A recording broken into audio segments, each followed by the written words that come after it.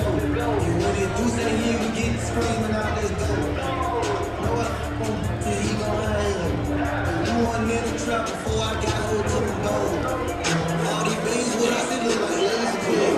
Yeah, I'm born I just ain't got my baby yet. That's the why I inside can't rap yet. Now if you want to scream my body, you gotta pay me. You got 30 rounds in. Put some on your eyes and put some blood into a block and watch it drown in it. 100 rounds. Down with it. I'm on that sort of gang. Murder gang. Murder gang. Murder gang. I'm on that sort of gang. Murder gang. Murder gang. Murder gang. I'm on that sort of gang. Think I do. Every year the past is not real.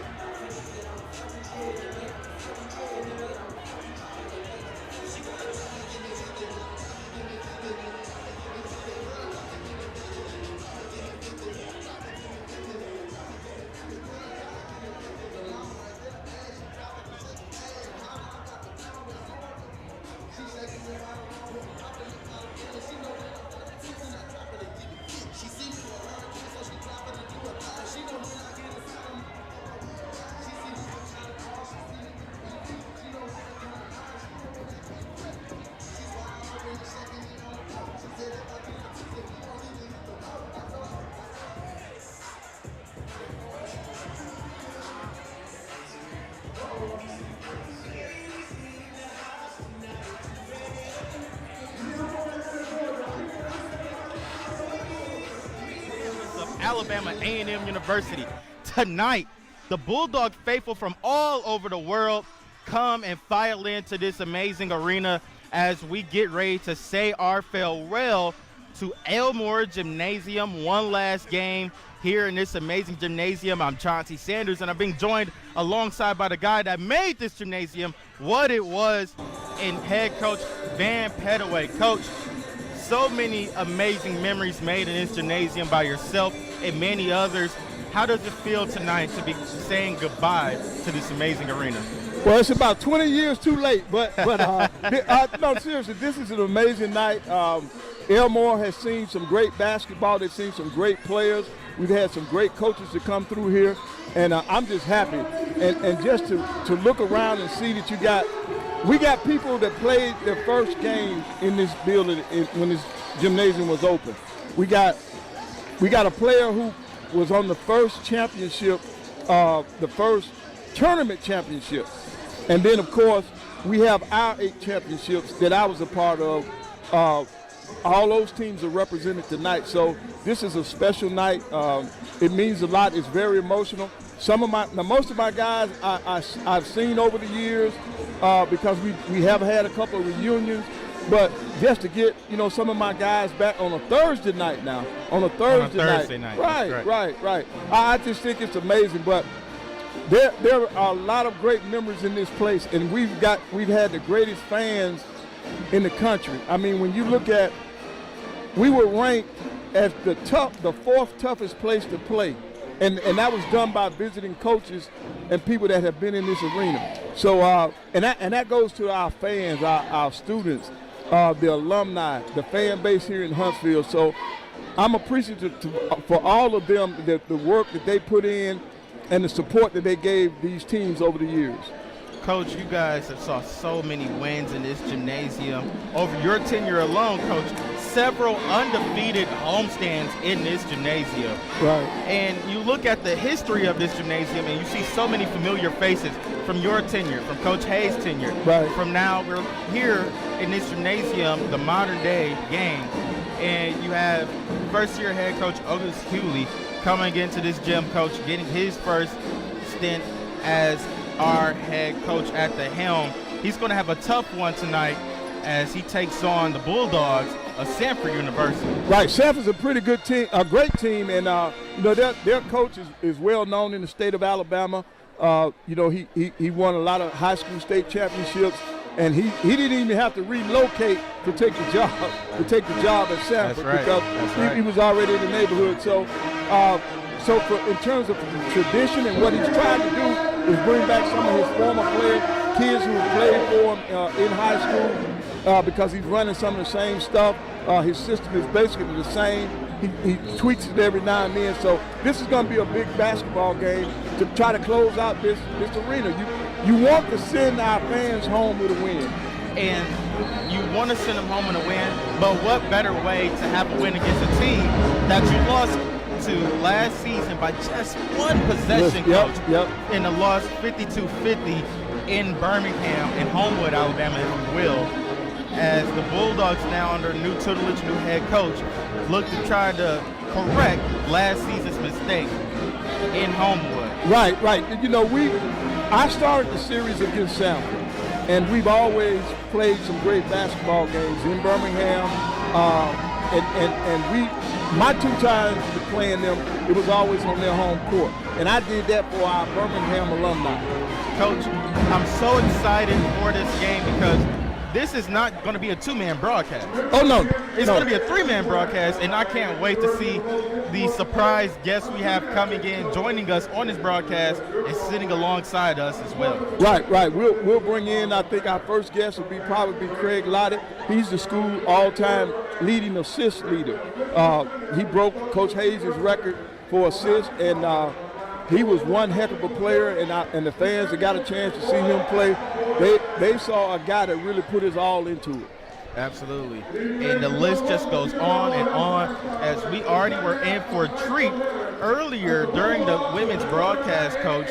We were able to have legendary head coach herself. Now, Coach, I'll leave you with that tag of legendary head coach when it comes to Alabama A&M University. But, Coach, I think you meet your match on that one when it comes to Betty Austin. Right. I mean, she's the pioneer. She started the first volleyball coach, the first women's basketball coach. She did it. You know, Miss Austin came up during that time when Title IX was on the table, and we ventured into women's athletic at the NC2A level. So she was the person that started it, and she has a lot of tradition. Absolutely. And I just couldn't wait to pick her mind when she sat down. I was just brightening up, Coach, as if Dolly Parton herself was sitting next to us. Yep. And it was such a pleasure to pick her mind on the history and what the legacy of Elmore Gymnasium is to her. And now eventually I'll get to ask you that question too as well, Coach. But we are preparing for our starting lineups here on the floor for both teams. When we come back, we will tip off as we get ready to close out this historic gymnasium here at TM Elmore Gymnasium.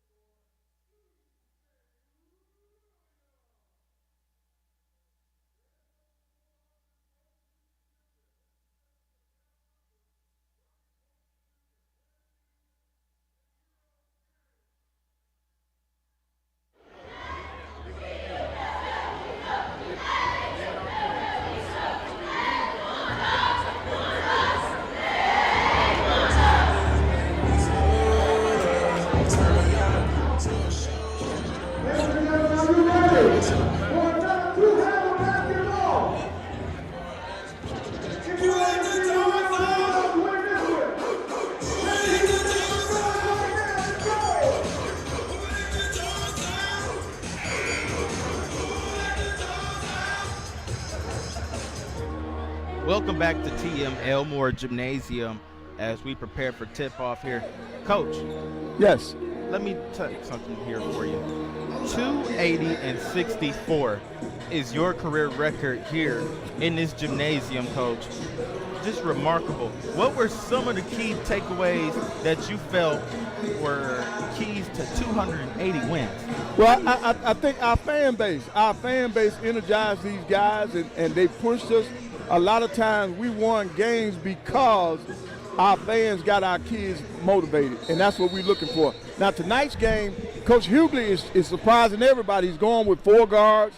He got Messiah Thompson on the floor. He's got Cameron Tucker, Garrett Hicks, Dalen Smith, and then the big man in the middle. And he told me he was going with this lineup because he can get better ball movement, and he's looking to get up and down the floor. As we are off here at Elmore Gymnasium. And Parham, nice work around. As we have a quick drive there on the floor for Dye, as he's able to get that layup to go and kicks the game off with the first. Yeah, they really worked. They took the shot clock down on that one. Thompson pushing the ball up the floor. Finds Smith. Smith on the wing, kicks over to Hicks. Back to Smith. Nice move. Nice back and forth here between the two players. Hicks driving, finds Thompson back outside to reset the offense. Looking to slow the pace up here and find a good possession. Thompson finds Smith on the wing. Smith, 5 seconds on the shot clock. He's stripped. Nice defense there by Capes. Samford pushes the ball up the floor. Glover driving, kicking. Finds Parham for 3. No good. Nice tip out by Williams, but into the hands of Samford. Right. We gotta snatch that rebound. We gotta get the rebound. You don't want to give up second shots. and already this small lineup has given up an offensive rebound. And then Samford is applying the pressure now. Glover knocked that one down. They quickly applied the pressure there as Thompson somehow acrobatically was able to find Smith to break the press. And see, with this small lineup, we got to make sure that our offense is smooth. Tucker finds Williams. Williams out of the post, looking to get the ball out. Hicks, nice crossover, dancing, gets inside, acrobatic shot, no good. Samford quickly pushing the pace here. Good floor balance. We got back that time and stopped the break. As Marshall's going to be called for a traveling violation. Because now, as you know, Chauncey, that's one of the things that's hurt us in the last couple of games. We didn't have floor balance, and so on the defensive transition, we weren't getting back. But the Bulldogs were able to do it that time. Yes, Coach, as you mentioned, the Bulldogs had a tough time, especially in Nashville in Monday's loss versus Tennessee State University, as they fell 87-76. Right, that was a tough game for the Dogs. Tucker gets inside and is clobbered. He'll be at the line for two. And see, so far with us, we've only gotten one shot off, so Tucker will be going to the line. And hopefully we'll do a better job at the free throw line against Tennessee State. We came up a little short from the free throw line.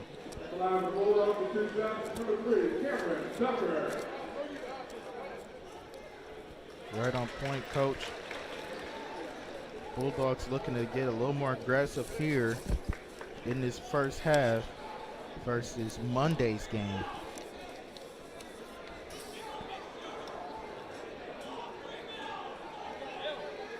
Yeah, against Tennessee State, we were 13 out of 19 from the floor, but that was one of our better shooting nights at 68% from the free throw line. Tucker unable to get the second of the pair to fall. Still a three-point game. 4-1, advantage Samford. Tough move, great defense there by Williams. However, Day is able to get that one to fall. Yeah, he's really working on EJ. Williams gets the ball. Quickly finds Thompson. Thompson slowing the ball up, looking to try to get the ball half court before the violation, as he does so as he gets the ball in the forecourt. Right. Samford is doing a good job of switching in their man-to-man, and that's Thompson from the perimeter. But they limited us to one shot, and as you can see, they pushing it. That three is no good. Great defense there by Thompson as Hicks is able to push the floor. Looking for someone out of that shot. He finds Williams. Williams thought about a three-pointer. Instead, gets the ball off to Hicks. Hicks tries a running floater. No good. Around the rim and out. Right. We haven't found our mark yet, but we got to get back in transition because they will shoot early. As you saw just there, he tried to tee up a three. That one's no good. Yep. And now Coach Hughley's going to have to get a timeout. As we'll have a quick timeout on the floor with 16:36. Coach Otis Hughley want to talk this one over as the Bulldogs trail 8-1. Yeah, it's a 30-second timeout, so he's not going to be over there long. He's just telling them they got to run that. We got to run our stuff. You got to have some continuity on your offense, and we're not doing that right now. We're standing around, so I guarantee you he's talking about that right now, and he's going to make some substitutions because he's got to get the offense going in order for them to stay in this basketball game.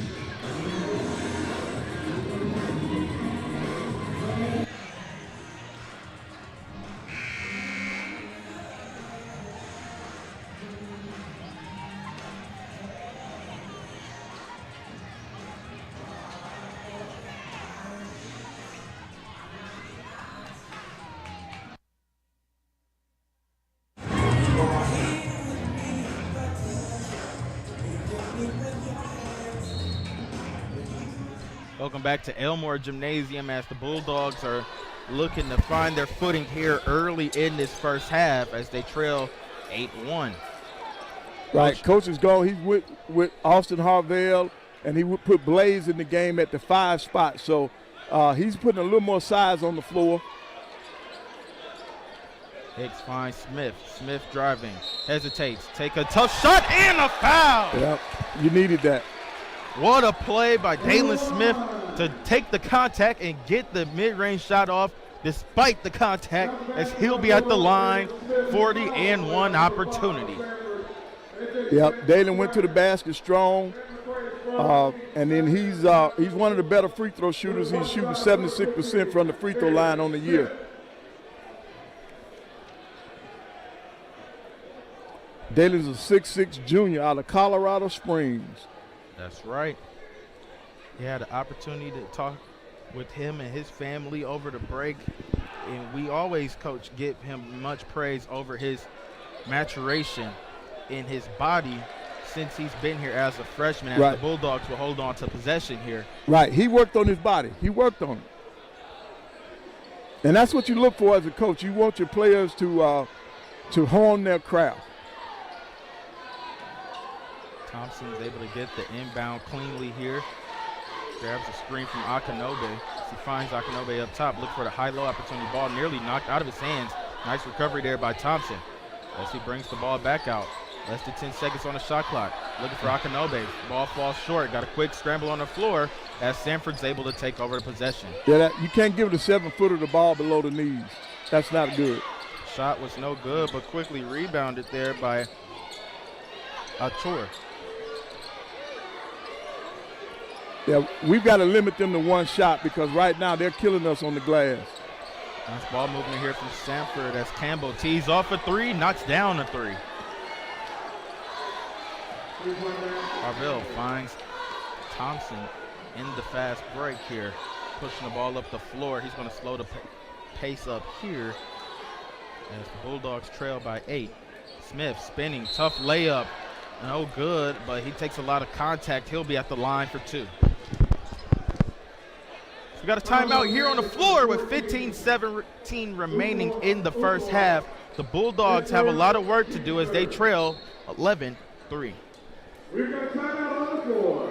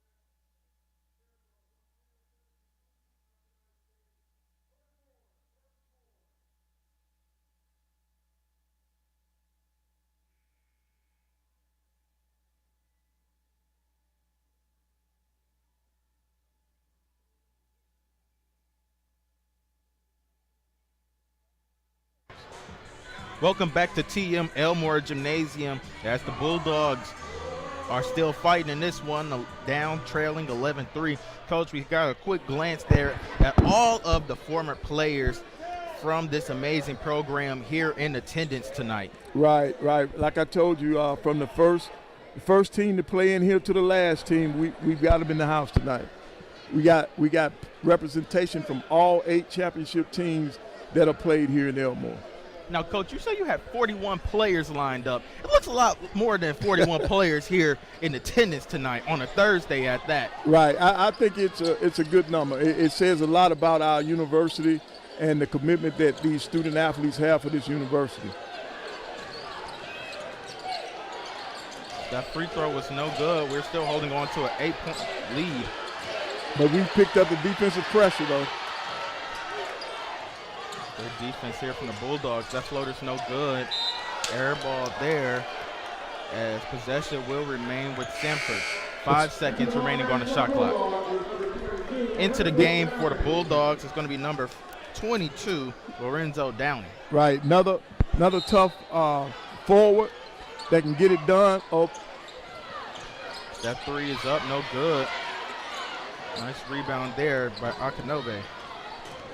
Yep.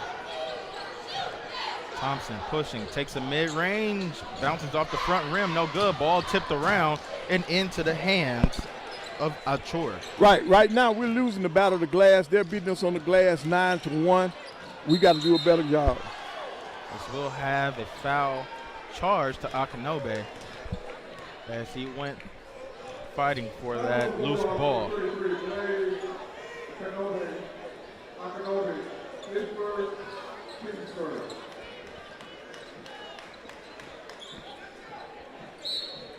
Man to man on this out of bounds play. Ball back into the hands of really, if that three is no good. Nice rebound there by Downey. Here come the Bulldogs of Alabama A&M pushing the ball. Right, we got to get some baskets in transition because what they're forcing us to do now is play 5-on-5, and that's difficult. Akinobe, nice screen. Hicks is able to free up and get the three to fall. You know, in that game against Tennessee State, he missed his first three of the year against them. I think he had like 8 or 9 straight before he missed a three. So if we can get Garrett going, that'll be a good sign for our Bulldogs. Great defense by Downey. That layup rolls around, no good. Into the hands of Akinobe as he finds Hicks. And he just did a good outlet. He's doing it. That's what you got to have. We got to have some transition baskets. Hicks tries to step back mid-range, no good. Yeah, as all of Elmore are on their feet for that shot. Everybody gets excited once he raises.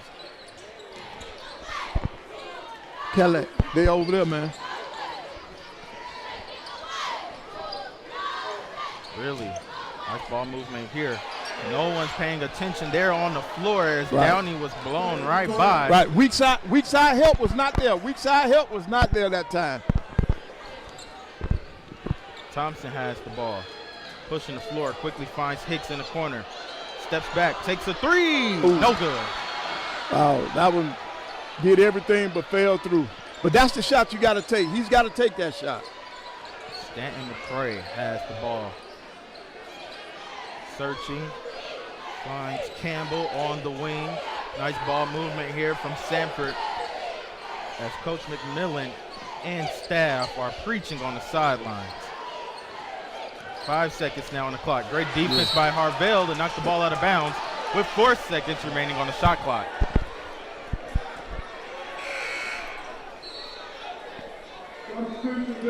We have a quick platoon swap here for Samford, checking into the ball game for Samford. It's going to be Parham along with Marshall, Jermaine Marshall, looking to have another great season.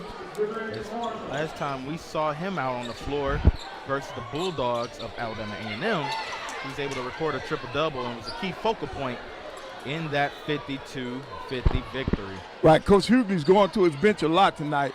He's making sure he keeps fresh people on the floor, but we got to find somebody has to get into a rhythm on the offensive end. Also checking in for the maroon and white is Eric Lee, who just made a great pass. Yep. Akinobe wasn't able to get that one to fall. Also checking in for Alabama A&M is number 12 in Brandon Powell. We have a timeout on the floor with 11:55 remaining in the first half. The Bulldogs trail 13-6.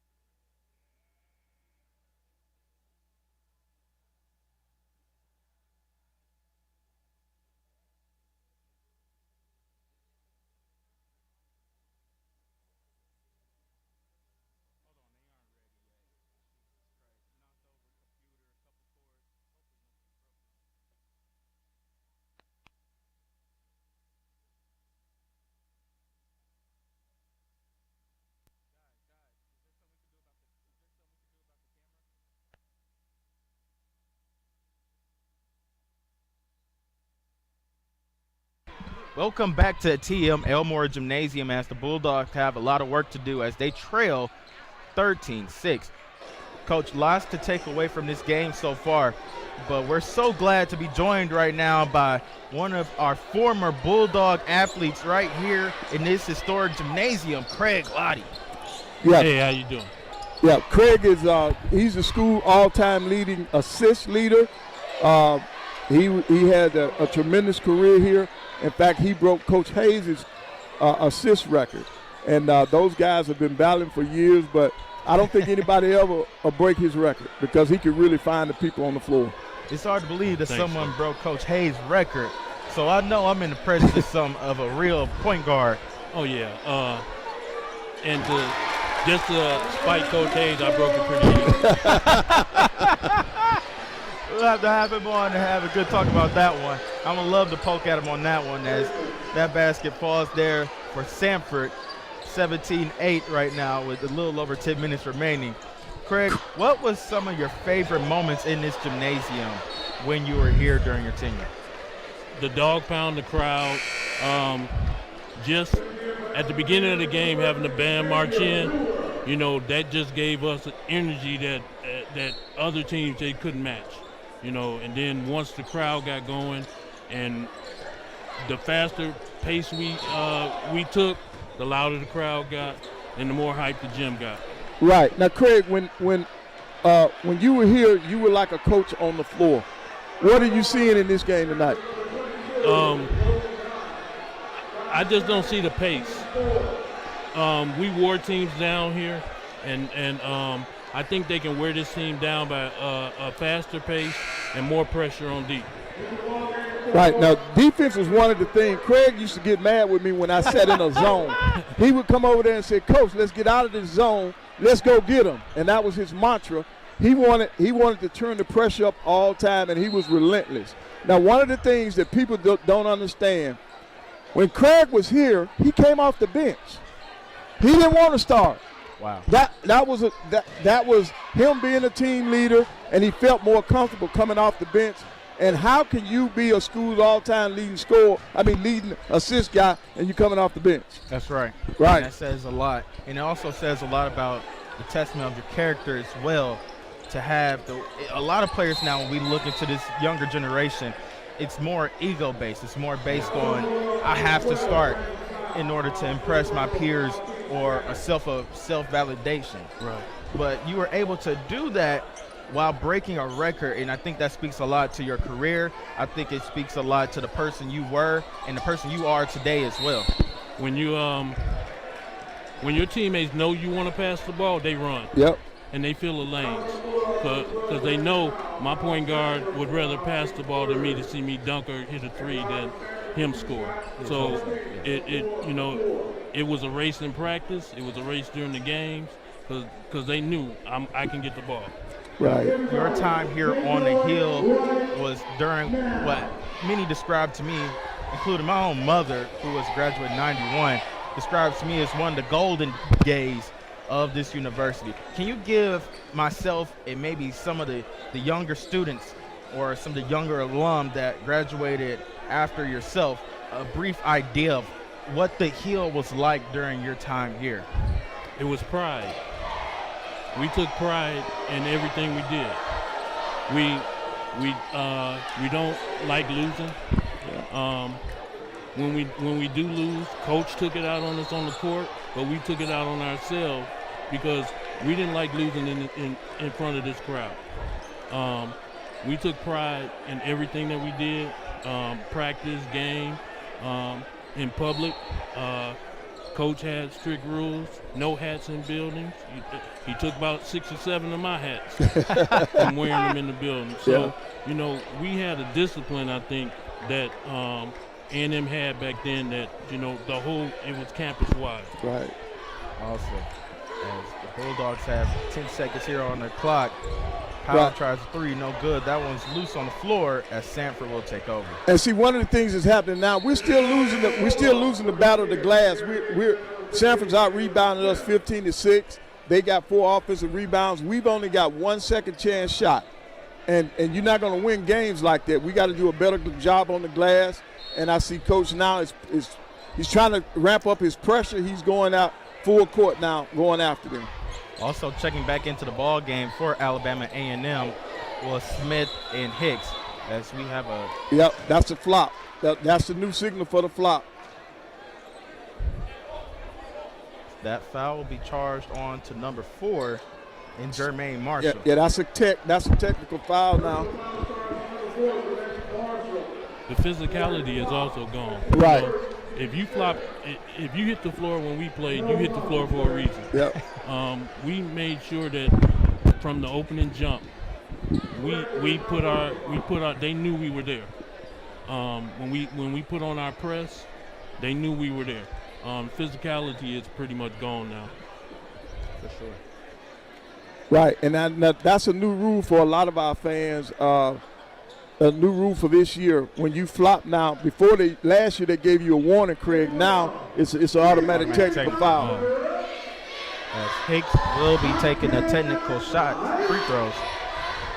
Head coach Bucky McMillan, as well as Marshall, are both looking for an explanation on the rule themselves. Right. Well, see what happened. Donnie stiff armed it, and the guy fell like he pushed him. So he faked it, and the referee saw it. Samford will inbound the ball from the baseline. Last question here for Craig. I want to talk about the guy we have sitting in between us and head coach Van Pettaway. Unfortunately, I got here a little bit later to see him in full strength going in and coaching you all. But what was he like? Can you give me an idea of what he was like as a head coach? I get a little bit of it now sometimes when I'm on the broadcast, and I got to kind of pull him out a little bit and say, Coach, I got you. I see it. Coach, relax. I see it. I see it coming.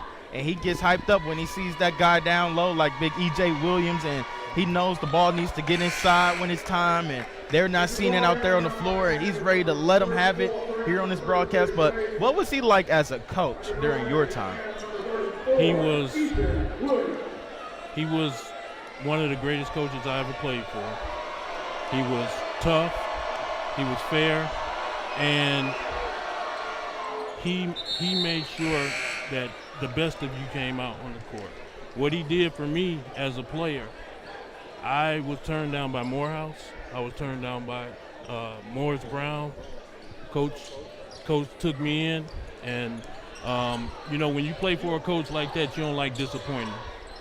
So you want to win all the time. So for me, and my mom loved me. My mom is just, Coach Pettaway is the best thing she ever, she talks about him all the time. So for us as players, we appreciate and love everything that Coach did for us and for the school. Yeah, sure. Now, before we go, I want to ask you, because I've been asking everyone around so far, what do you believe the legacy of Elmore Gymnasium is, and what does it mean to you? What does the gymnasium mean to you? It's kind of strange to talk about, but heat. Yep. Feeling it right now. When we played in here, the heat was turned up. You pretty much in December, January, February, you had to come here in a tank top, and we loved it. Yep. This gym, I love the way the new gym looks, but it's nothing like getting a team in here to face the dog pound, the band, and our team. So the confidence from playing in here may be gone. They have to get it back over there at the new gym. But as a Bulldog, when you walked in here, you was confident you were going to win. Hey, Craig, we appreciate you for joining us here on the live stream broadcast. And I thank you for joining us, because sometimes as a younger person, we don't get the understanding of what it was truly like unless our older peers and the guys that were before us are able to come back and tell us. So you giving me this story about Coach, as well as what this gymnasium means to you and the legacy it left for you guys, means a lot to me, because it's able to give me the idea of what this gymnasium was like at full force. Yeah. When it was at full force, this place was rocking. I mean, Tuskegee, Alabama State come in here, they just didn't know what they were getting themselves into. Greg, we appreciate you for joining us again on the broadcast. God bless you. We look forward to seeing you again over at the new arena. All right, Coach. All right. See you. Thank you. That was Craig Lottie, one of the greatest to ever pick up a basketball at this institution. And when you talk about a team player, that's Craig. That's Craig. And in this basketball game right now, Samford is still doing a yeoman's job on the glass, and they just got another offensive rebound. I think Coach Hughley is going to have to wake somebody up because we're giving up too many rebounds. Williams finds Smith looking for takeoff. He takes a hard foul as he'll be at the line for 2. Yeah, now that was a good rebound, good outlet. Now that's those guys that are sitting in the bleachers, that's what they're used to seeing. You get a rebound, you turn, we got outlets, let's get it out, let's get down the floor. That's the way we played. We played in the air. We didn't play below the rim. We played above the rim. Our training program, our conditioning, that was one of the things that we hung our hat on. And our guys, we tried to increase everybody's vertical that ever came in here for basketball. But right now, our Bulldogs have got to pick up the pace. We got to be more aggressive on the defensive end of the floor. Smith finds Big Will Travares. The 3 was no good. We're going to have a foul on the floor. Right, 24 was holding down on that end. He couldn't box out. That was a good job for Peak. Peak was going after that offensive rebound, and the guy had to hold him to keep him from getting to it. Quick substitution here for Coach Otis Hughley in Alabama A&M. Checking back into the ball game is Lorenzo Downey. Right, I think at this point, coaches, he's switching people out. He's trying to find a combination that's going to work. Hicks finds Thompson. He tries a 3, no good. Ball is loose, and Downey's able to recover it. Finds Peak. He tries a floater. It's in.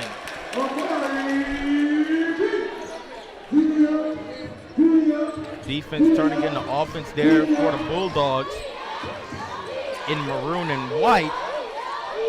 As the lead is now cut to 7, 20-13. Right, Thompson, we got to turn up the defensive pressure. That's the intensity that Craig was talking about. Nice pass inside for McCray as he's able to get that one to go. What a play by Stanton McCray. Peak nearly loses the ball. He did rolls lose out of bounds. He did lose the ball out of bounds as Samford will take over after the break as Alabama A&M has some work to do as they trail 22-13 with 7:11 remaining.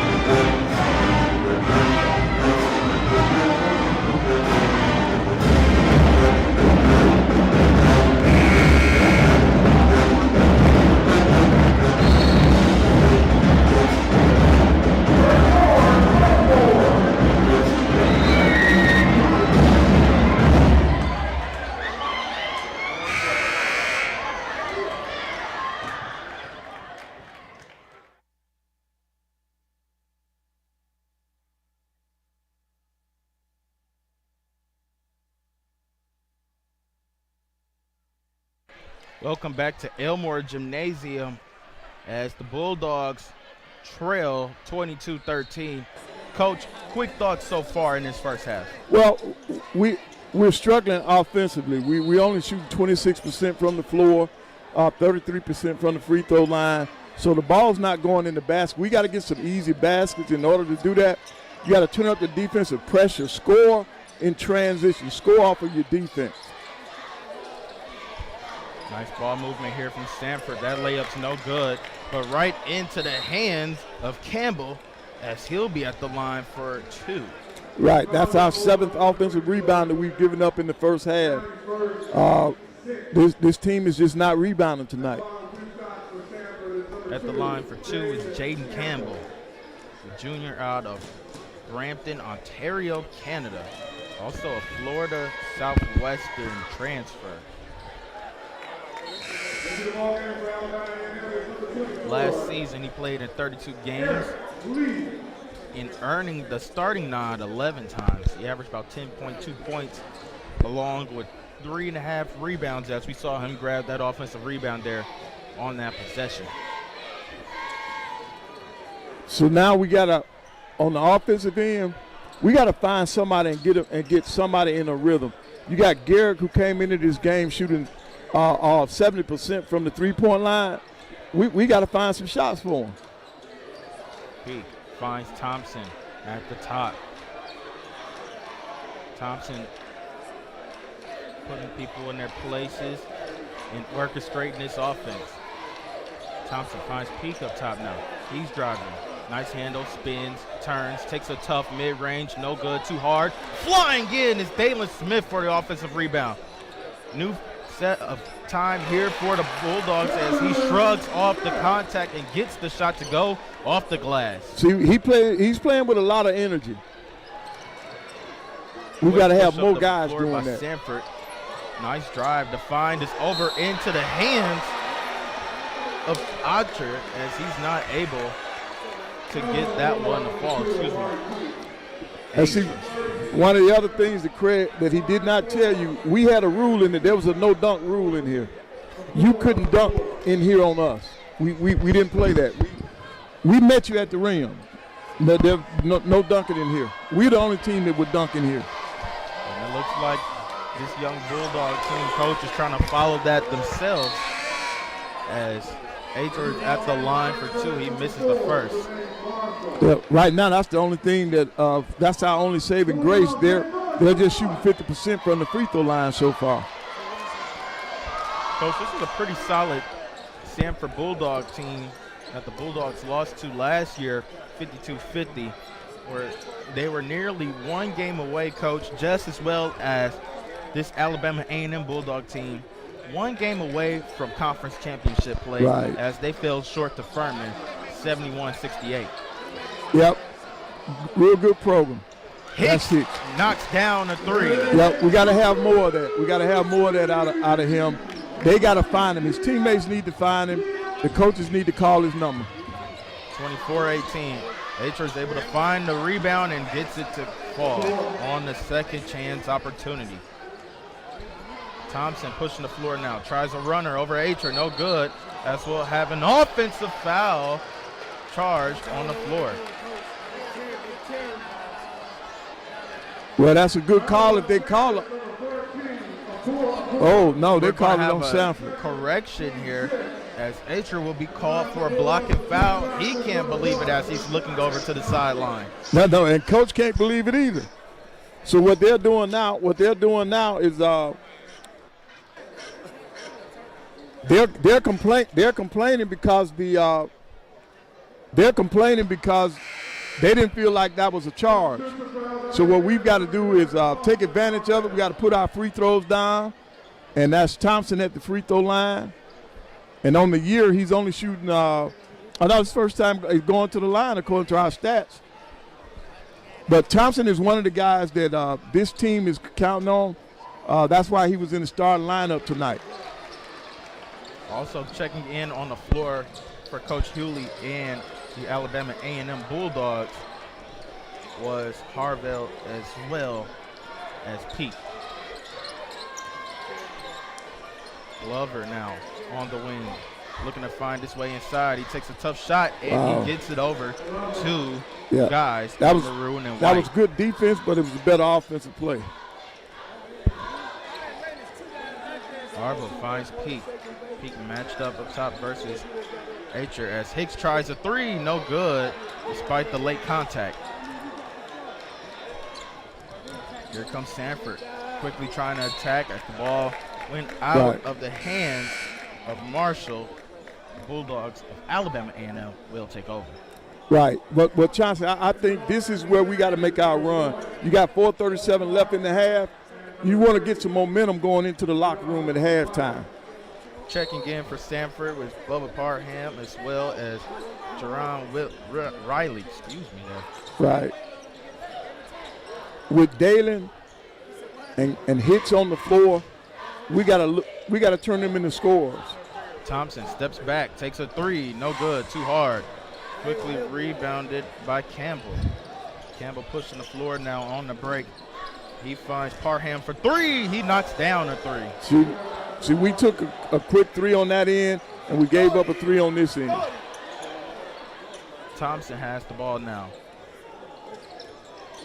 Quickly trying to push the floor, ignores the trap. Peak catches the ball, takes the layup, and rolls the ball in. Right. Well, see what? Samford is pressuring us the way we're supposed to be pressuring them. They're running and jumping at us, and we got to do the same thing to them.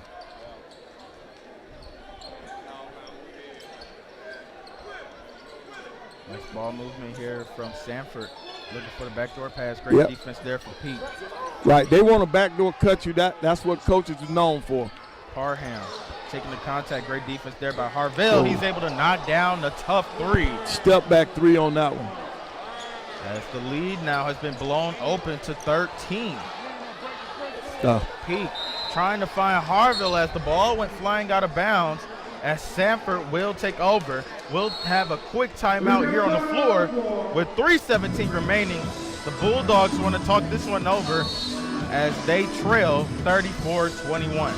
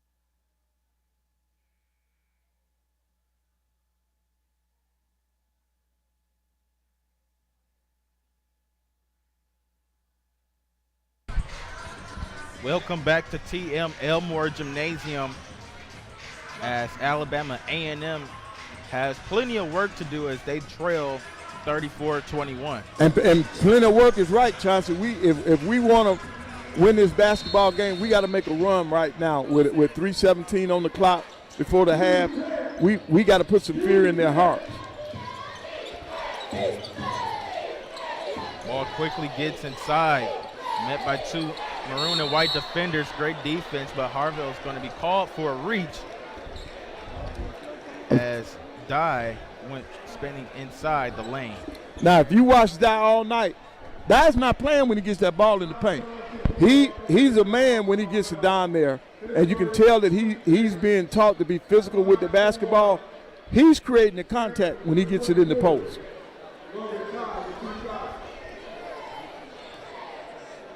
Logan Dye, the senior forward out of Haleyville, Alabama. Haleyville High School grad. One of the local guys, Coach. Right. Well, see that, Coach Bucket, he believes in that, man. He looks for a lot of local kids. He's well known around the state of Alabama in the high school ranks because he won so many championships at Mountain Brook. So he's well known. Had a great conversation with him prior to the game as the band was sounding off, as well as both teams entering the game. had a chance to ask him, have you ever saw an environment like this in a while? And he said, oh, please, I've been to plenty of HBCUs during my time. And he said that's something that he tries to pride his team on, in using those games as toughness when they get towards conference play. Right, right. You got to, during the preseason, you got to put your team through different situations so that they'll be ready for conference play. Oh. Big Will Tavares passing out of a shot there as Harville wasn't expecting it. The ball goes flying free as Samford looks to try to take advantage of the turnover. Right. Defense there by the Bulldogs. Harville gets the pass now as Alabama A&M was able to break that one up. Hicks driving, finds Tavares.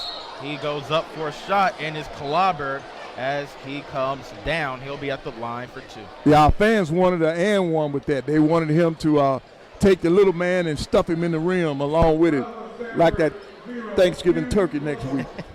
Now, Coach, I heard you there on that earlier play prior to this offensive possession. What went wrong there on that last play? Did you want Tavares to finish that one? Right, he has to. Anytime you're that big, you're that close to the basket, you go ahead and attempt the shot. You don't want to pass out. Nobody, his teammates wasn't expecting it. Nobody in this building was expecting him to make a pass that close to the basket. You want your big guy to go ahead and try to finish.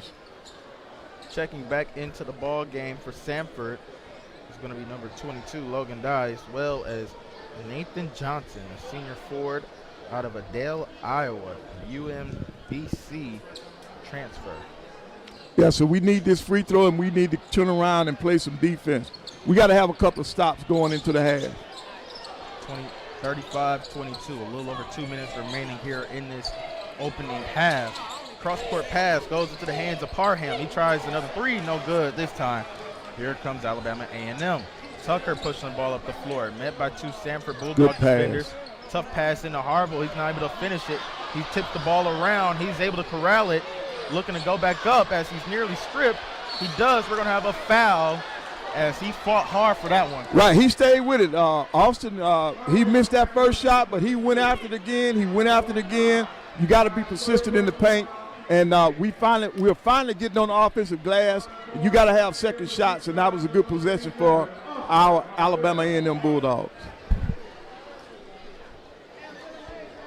At the line for two now is Austin Harvey.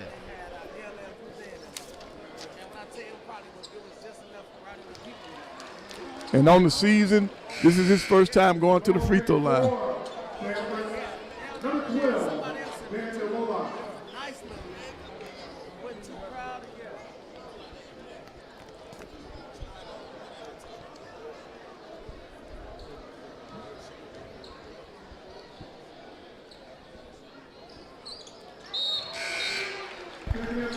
Second free throw is good.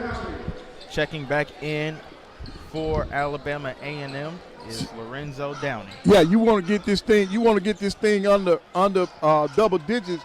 You want to get this under double digits going into the halftime because you want to have some momentum going into the locker room. So this is a big possession for the Bulldogs. Pass over into the hands of Johnson as he knocks down that three. 38-24. Tough pass there from Hicks in that corner as he was crowded there. Ball goes out of bounds as Alabama A&M will hold on with 24 seconds on the clock. Checking in for Samford is going to be number 23, Cooper Cate. Cate saw earlier action on the floor. Downey's able to grab the inbound. We are now going to be joined shortly by another familiar face to this broadcast as that three is good by Downey.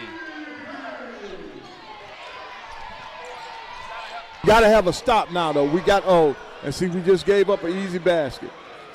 Tucker pushing the pace, finds Hicks. Hicks quickly getting the ball up to the forecourt. Looking for the screen from Tavares. He finds Tavares up top instead. Downey thought about another three, finds Tavares. He takes a mid-range, the bottom. Yeah, now Tavares can do that. He can hit the mid-range shot. Less than a minute now remaining Bulldogs looking for a really good, tough defensive possession here. Right, we got to have a Desperately stop on need this to stop. possession. Tough play. Good Tucker's defense. able to come up with the ball. Tucker pushing the pace. Find a Searching shooter. They're going to as get he's it going to be called. for palming the basketball. They got it for palming that time.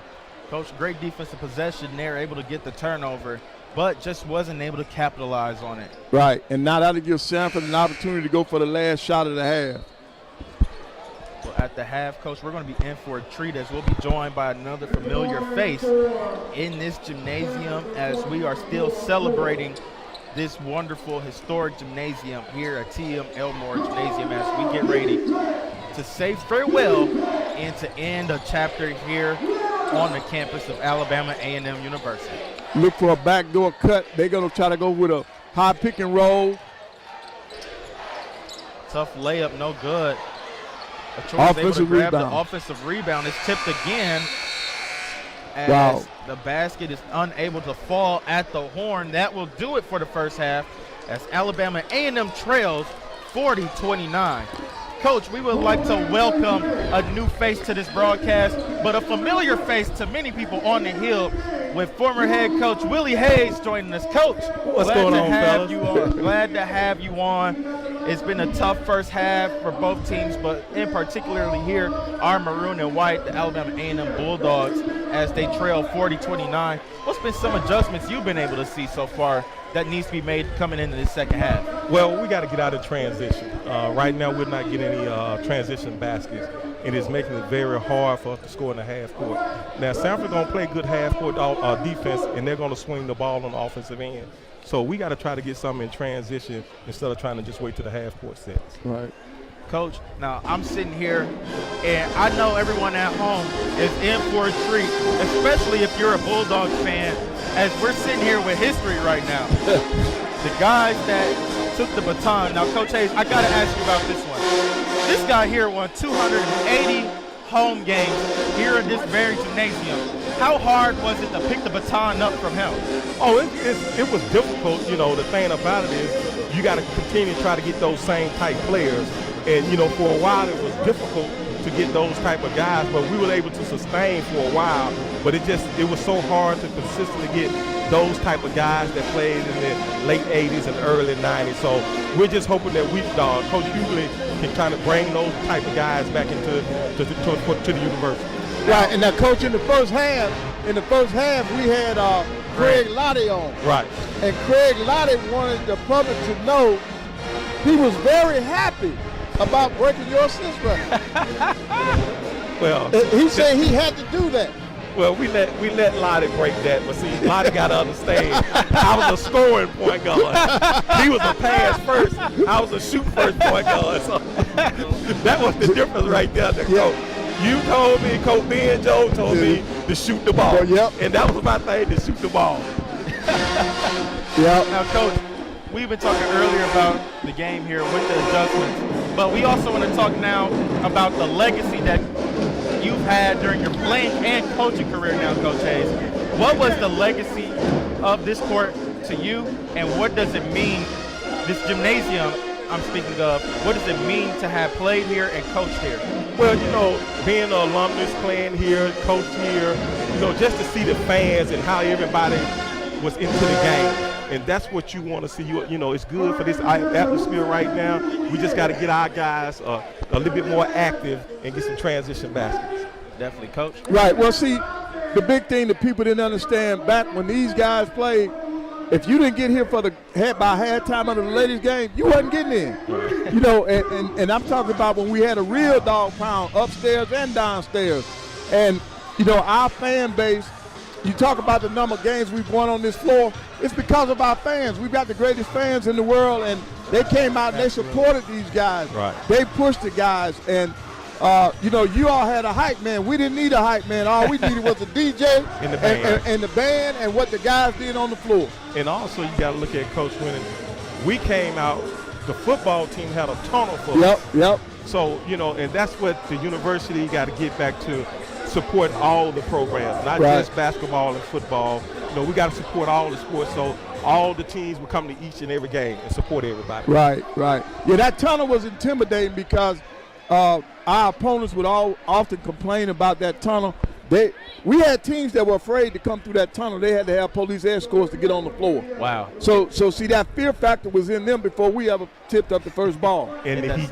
In the heat. Yeah, That's and the right. heat. And Everybody talks about Greg the heat. mentioned that as well. The heat, not only bringing it on the floor, but it being brought onto you here in this gym, where he said you could just basically wear a beater or nothing at all, Right. and play in this gym, and it was still warm on a December, January night. Yep. Now, Coach, now this is something that is personal with me and you as well. You know, a lot of people don't know, but Coach actually brought me here to this university. If it wouldn't have been for you, Coach, I would never made it. I had to sit here and thank you as well. Always. Because sometimes we don't know what this basketball takes us. Right. Now, Chauncey, I've been with you all these years. That's right. That's the first time That's right. Let's see. I'm hearing that for the first time. I never knew that. His mother was here in school with me, and she told me about him. He was a basketball player, and he wanted to continue to play basketball. But once he got here to A&M, he wanted to get into communication.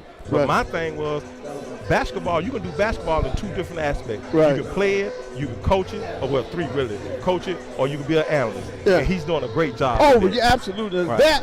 That part of it I love. Right. That's why I have been trying to be a mentor to him, but he doesn't need me because Coach, I always need he you, does Coach. his thing. I always need he loves his craft. Right. He does a great job, and I expect great things from this young man. You guys. I That's good. appreciate you Yes, guys sir. so much. Right. We got so much action going on here at Elmore Gymnasium as the hype is still being brought here at the half. The Bulldogs trail 40-29.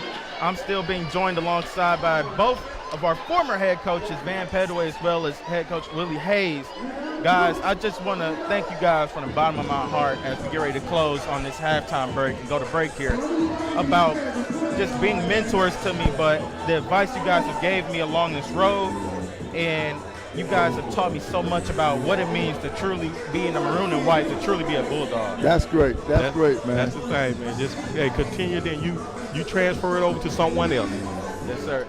And we'll take a quick break here as we go to have the Bulldogs trail 40-29. We'll be right back after the break.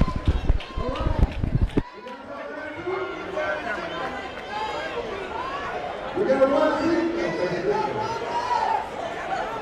Baby, you ready? Don't you let me sit with your dog. You come up from here about your dog. On the street, some good luck. Don't you let me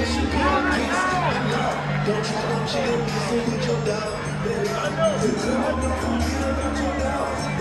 On the street, some good luck. You come up against the dog.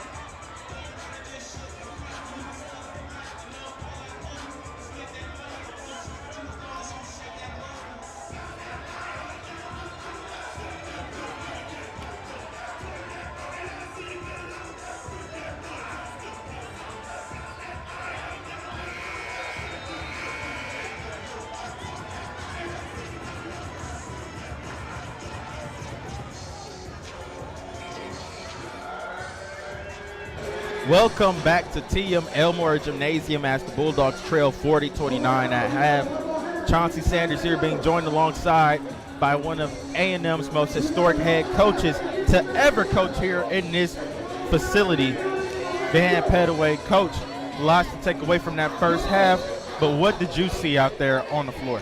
We got to shoot the ball better. We only shooting 33% from the floor, and then on the defensive end, they're shooting 48%. And you're not going to win very many basketball games when your opponent is shooting 48%. That's almost 50%. So we got to do a better job. Now, Coach, we also saw the possessions being controlled by Samford as well. Right. And see, they're doing Samford is killing us on the glass because they got 20. They have 27 rebounds. They out rebounding us 28-15, and they got 11 offensive rebounds. So we got to push them off of the glass. At the line for Samford is going to be number 14.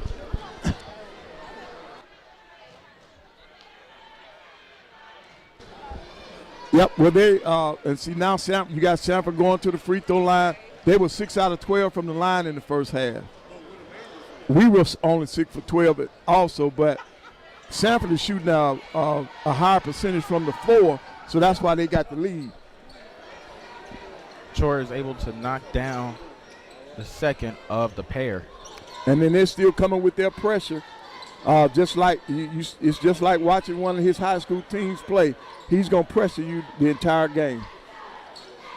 Coach, also new lineup here to start the second half as well, as Powell has been inserted in the second half lineup. Right, Powell is that energy guy, but now they're trying to get EJ to be big in the post. They want him to be a presence in the post, so I think they're going to go to EJ now. They normally run their offense through EJ because he's one of the better passers on the team. Even though he's a center, he's the best, one of the better passers that we have on the floor.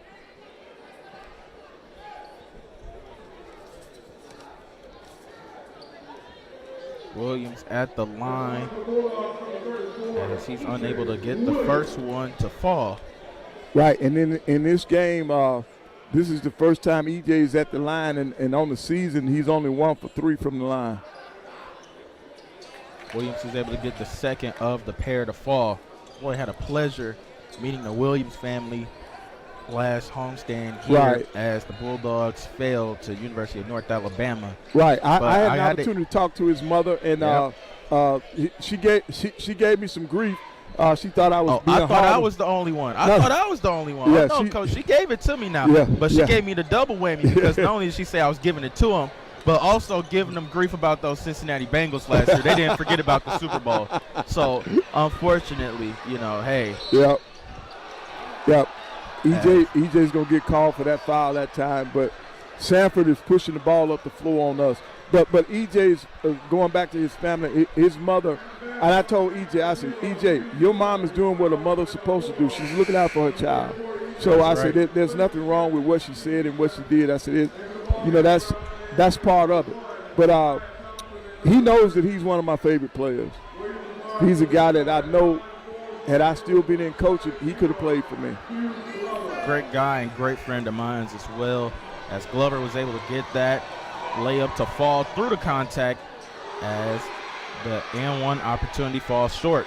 Right, but we got to capitalize on the offensive end. We got to score some. We got to string together some points. Powell has the ball. A little bit outside of the block, looking to go to work in the post. Takes a tough turnaround jumper. That one is rejected. That's not the shot. You can't take that shot size-wise. Good defensive play. Good defensive play that time. Foul. Right. Great play there by Thompson. Yep. Messiah took that offensive charge. And a lot of times a play like that will energize it. See, we got to have some energy. We got to pick it up. Sometime a defensive play would do it. A good offensive play would do it. But we've got to come up with some energy. Thompson loses the ball on a trap, trying to dribble through the contact of the double team as he takes a hard foul to a Chor. Right, but that was a foul below the waist, so that's not. The kid was just off balance. So that's the kind of foul you don't want to give up an and one. Coach, was there an easier way there on that press break? Well, he tried to split a double team, and that's a no. You don't do that. You don't split a double team. And look, that's what Coach Hughes is telling them right now.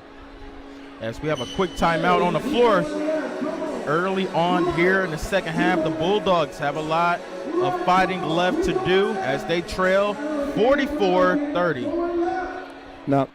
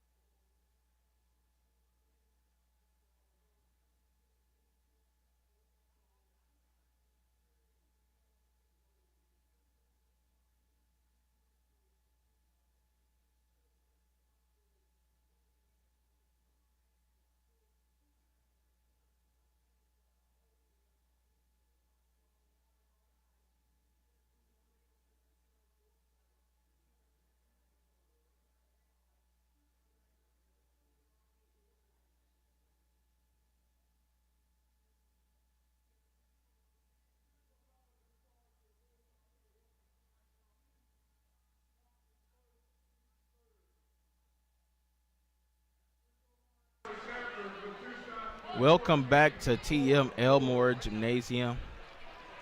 After that review, Coach, we are sitting here shooting now intentional foul free throws. Right. Well, Masai held on. I guess in the official's mind, he held on to his arm. If he let it go, they wouldn't have called it. So, after I saw multiple replays, it's the right call. Because it's all about player safety, so that's what they're trying to do, make sure that that nobody gets hurt in the game. But now that puts Samford up 16 now, so we've got a tough hill to climb. We got to get it going. Inbound is to Chor as he quickly finds Parham. Parham now getting the screen from Chor. Surveys the floor, quickly finds Glover. Glover matched up along by Hicks. Glover, great defense there by Hicks, forcing the disruption. Thompson pushing, takes the layup. Right. He used his body. Masai used his body to shield off the defender. The guy was taller than him, but he did a great job with that. He did a great job with it. Glover unable to get the layup. A nice putback there by Chor. Right. We gotta show up the offensive glass. Thompson has the ball knocked out of his hands as Alabama A&M will hold on. And you see how relentless their defense is?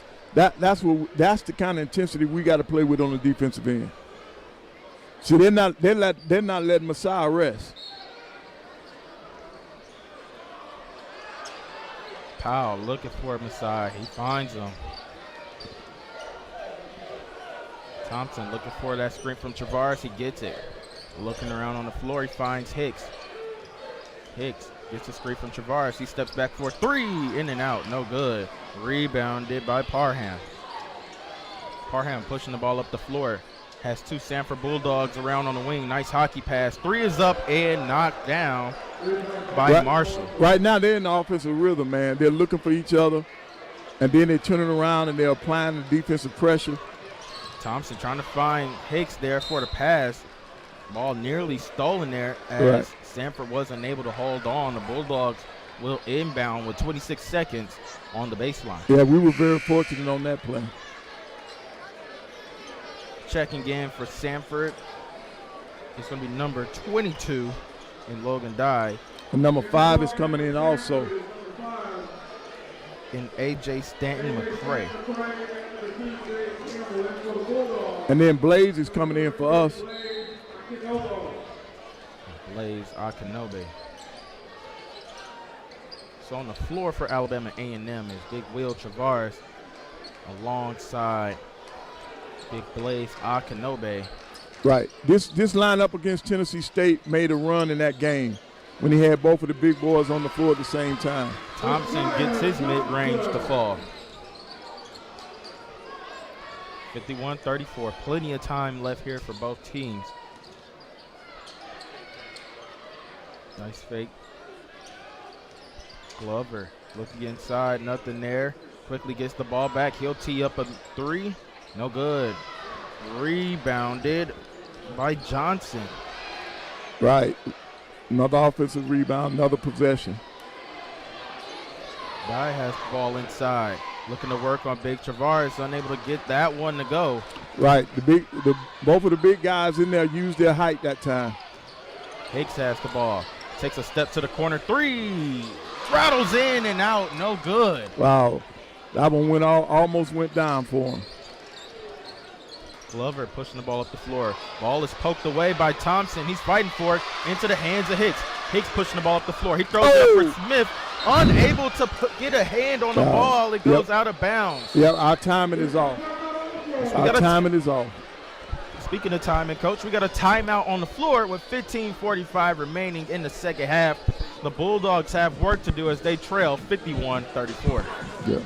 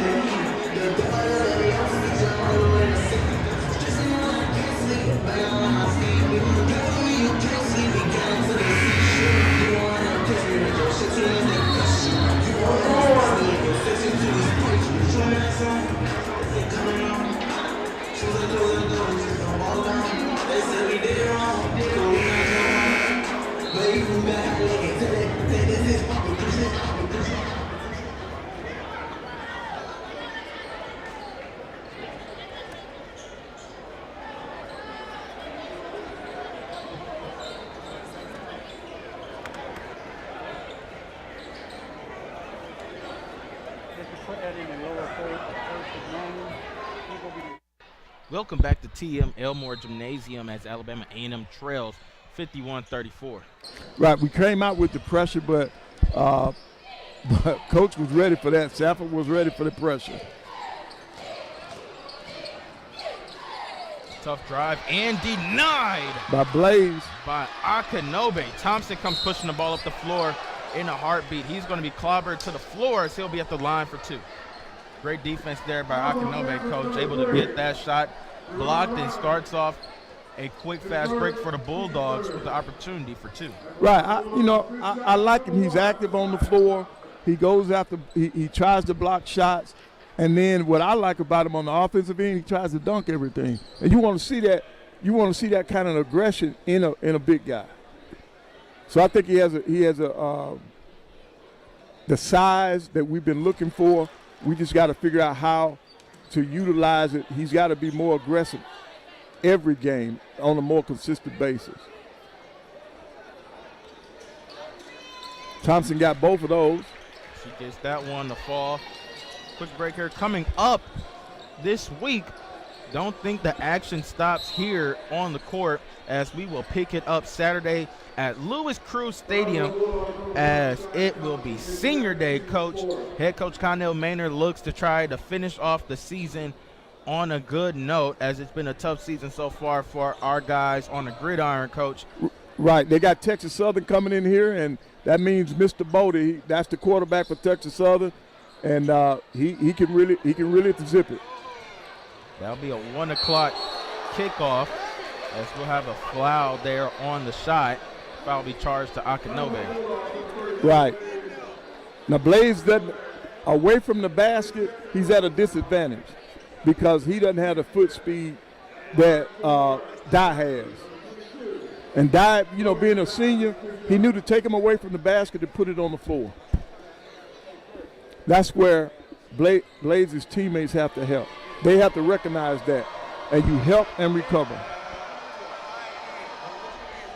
Logan Dye at the free throw line for Samford.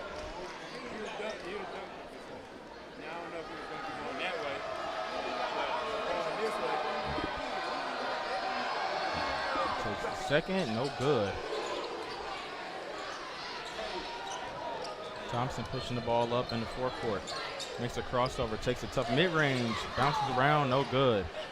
Right, they just limited us to one shot. All we getting is that one shot, no second shot. Dye quickly zips the ball for cross-court pass into the hands of Johnson, as he wasn't ready for that one. Tough pass back to Johnson. He's ready for this one. Corner 3, no good. Rebounded by Tucker. Tucker pushing the break now. Met by several Samford Bulldogs. He finds Thompson. 3 is up. No good. Yeah, they gotta find somebody that can hit from the perimeter if we're gonna get back in this game. Campbell nearly lost the handle there. He's able to quickly find Riley for the pass. 52-36. So they isolating it, Die on Blaze. Dye looks to try to go to work. Great defense there Yep. by Akinobe. He's able to grab Blaze the rebound. won that one. Downey tees off a 3. He knocks it down. Timeout here on the floor with 14:07 remaining in the second half. The Bulldogs trail 52-39.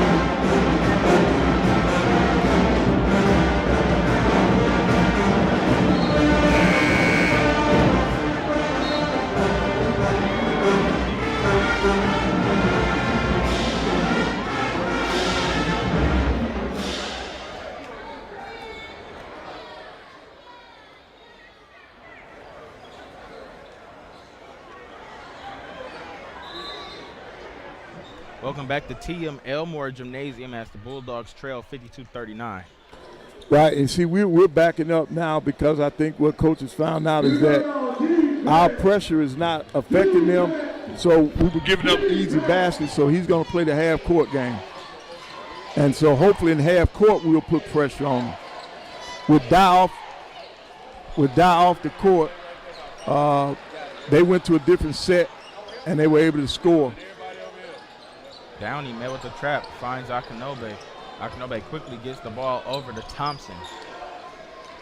Right, Downing and Hicks are the two people that got to shoot the basketball for us from the perimeter. Looking for Akinobe. He's able to get his pass broken up and stolen, as we'll have a foul here on the floor on the opposite end. Coach, just a quick update around the conference itself.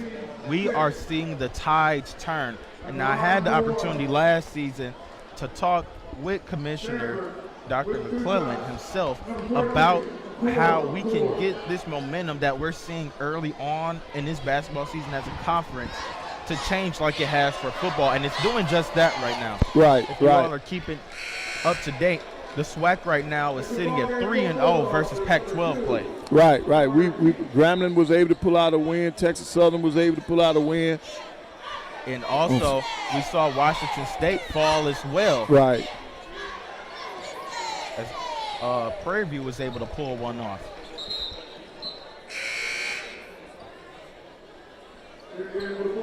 Also, we saw Alcorn State go to Wichita State as well. Right. Lay it down as well. So it's good to see the conference as a whole getting better. But we also know going down later on into the schedule, Coach, that things won't be easy. Right. And see, now when you see the conference teams doing that in preseason, that means it's going to be a tough conference race. That's why our team has to start building some momentum. And I know Coach Hughley was talking about growing. The team has to grow. He wants them to grow towards greatness. They got to grow in a hurry. Tucker gets the ball in the backcourt. 20 seconds here for Alabama A&M to work. Peak has the ball. Takes the ball up. He's looking, searching, finds Tucker. Tucker off the screen, searching, finds Downey. Nice fake there by Downey. As the ball is quickly moved around, Tucker tees off a three. He knocks it down. Right. That ought to really help us as Tucker can pick up his scoring pace. Parham driving, takes a tough three. No good. Into the hands of Tucker. Cameron pushing the ball up the floor. On the wing now. Finds Peak as the ball went right out of his hands. Wow, and when you got Tucker, you got when you got Downing and Hicks on the floor, you got people on the perimeter that can shoot the basketball. We got to find them. Quick substitution here for Samford as Glover checks into the ball game. Also checking in was Jermaine Marshall. Marshall had a phenomenal year last season for Samford. Able to notch a couple of double-doubles and also had not too shabby of a conference tournament game versus Furman as well. So we'll have a quick foul on the floor. Foul to be charged to Parham. Right. But Coach Hughley right now, he wants them to push the basketball because you got to score some easy baskets, man. We're playing 5-on-5, and a lot of times it's tough to do that, man, especially when you're not in the offensive rhythm. So you got to get some easy baskets somehow.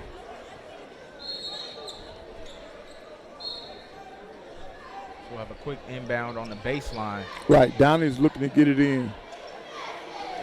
Peak has the ball at the top of the floor. He finds Tucker. 20 seconds to work here for Alabama A&M as they quickly find into their set.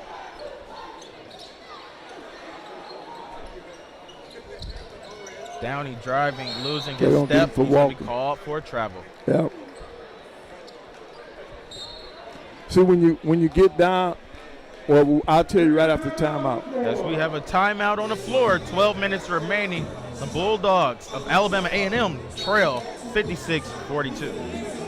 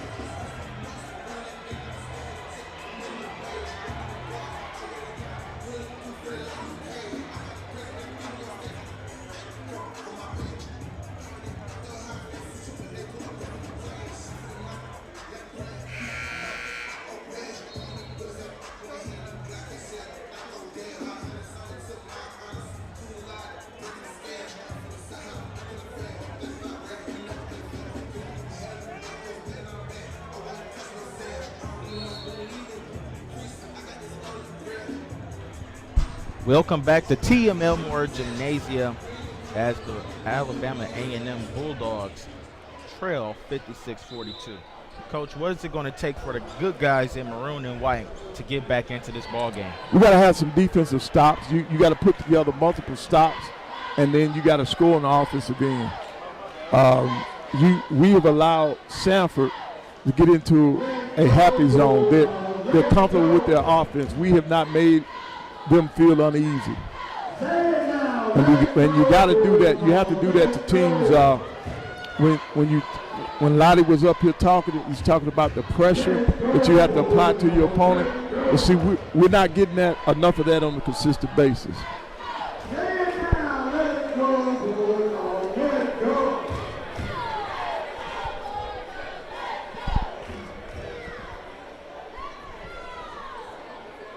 We'll have a quick break here as the officials are taking a look at something here on the floor. Bulldogs trail 56-42. Coach, the show isn't stopping here. After the game, we're going to have a great ceremony as well to conclude the legacy in the great chapters that were here in this amazing arena for 48 years. Right, it would be a lot better if we could do it coming behind the wind. That's right. We are back on the floor. Glover is looking to inbound the ball. As he finds Achor.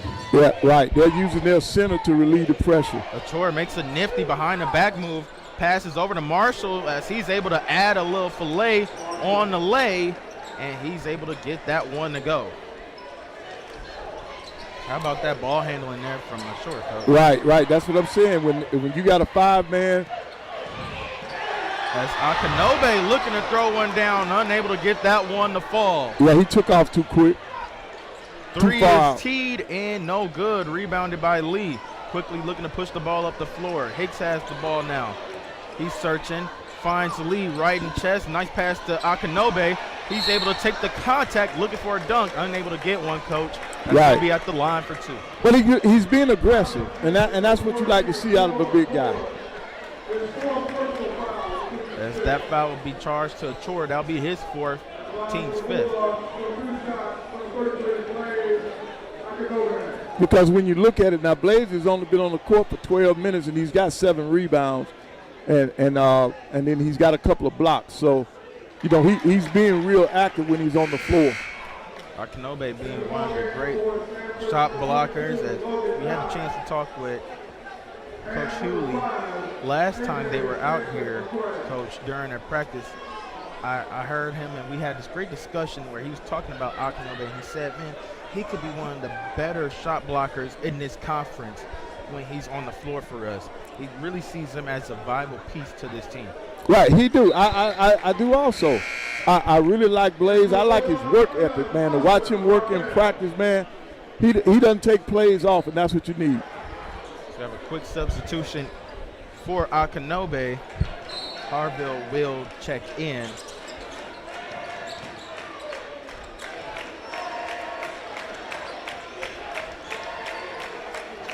Mm-hmm. 58-44. Great defense here by Lee as he's guarding Glover. Glover spinning, turning. Great defense there. Yeah, but they pounded that thing. Samford has pounded it in the floor. Dye has the ball knocked out of his hands. Hicks pushing the ball. Nearly lost his foot in there. Finds Tucker. Tucker, nice fake. Driving. Kicks over to Peak as he wasn't there for the pass.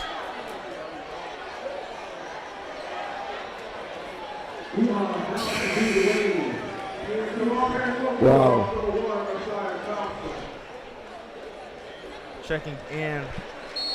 Thompson coming back in for Tucker, so that was a tough pass.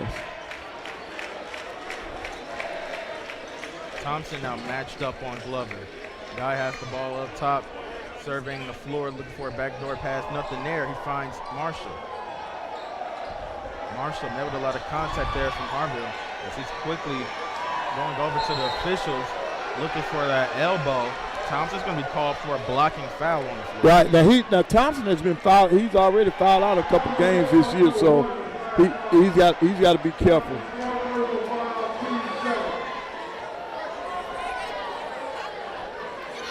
See, now if that's his, now they just said it was his 4th personal foul, but I thought it was his 3rd.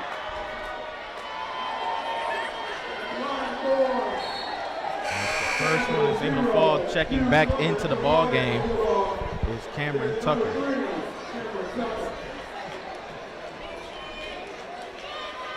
Still plenty of time left in this one for the guys in maroon and white, as Glover is able to knock down the second.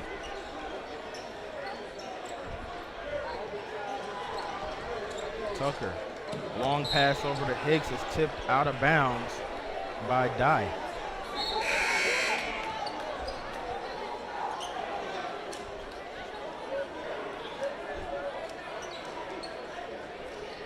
Thompson checks back into the ball game. Quick swap here, Coach. Well, and evidently they figured it out that he only has 3 fouls. Because I know you don't want him on the floor with 10 minutes to go and he's got 4.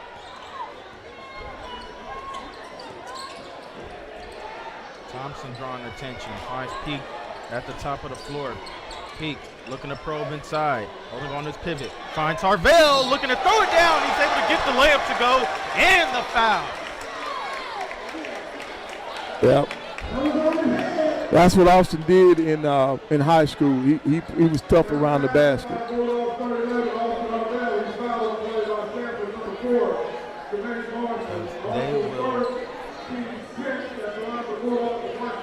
will select Marshall for the foul.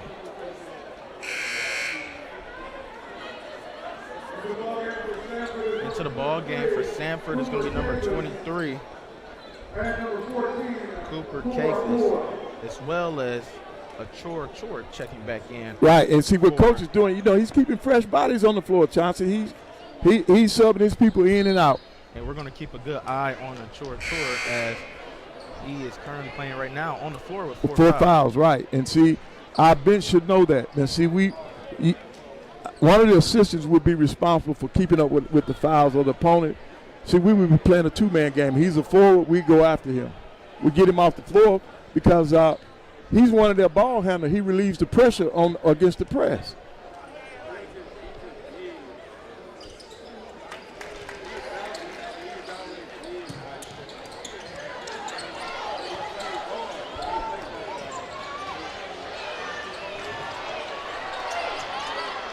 Cross-court pass over into the hands of Marshall. He tees off for 3. He knocks down a 3. Right. They got good, sharp, crisp passes. And when you double team, that creates the mismatch. Lee takes the contact, unable to get the layup to go. He'll be at the line for 2. Also want to sing a happy birthday to our team's chaplain. Yep, Pastor Troy. Pastor Troy Gardner of First Fellowship Faith.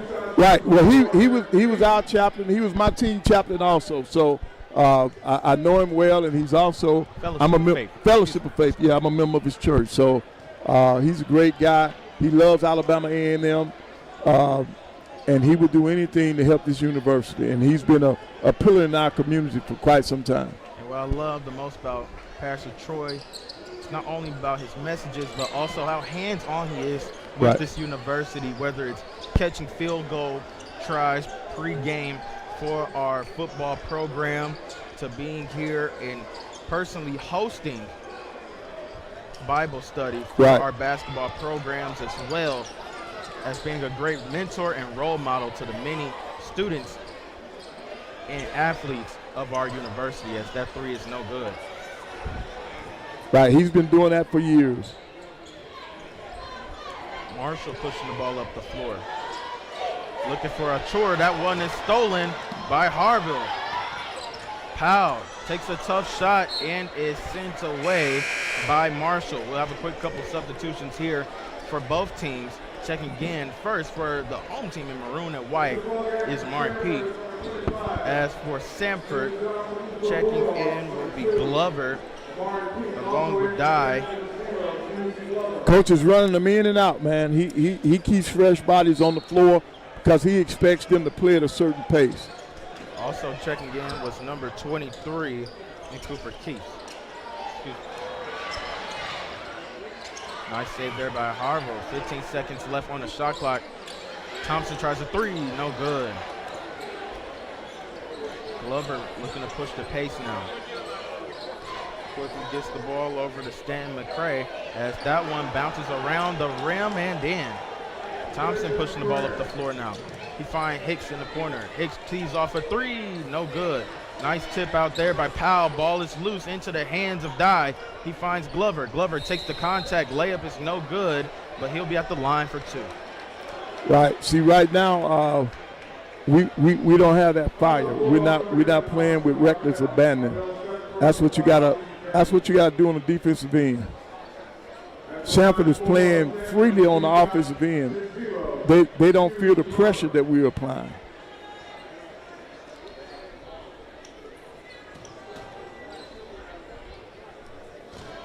At the line is number 0.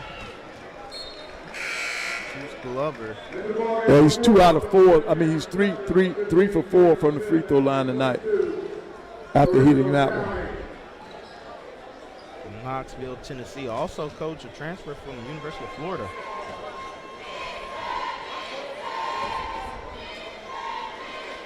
Sophomore transfer. Appeared in 51 games for the Gators. So he's been in the war, been in the SEC.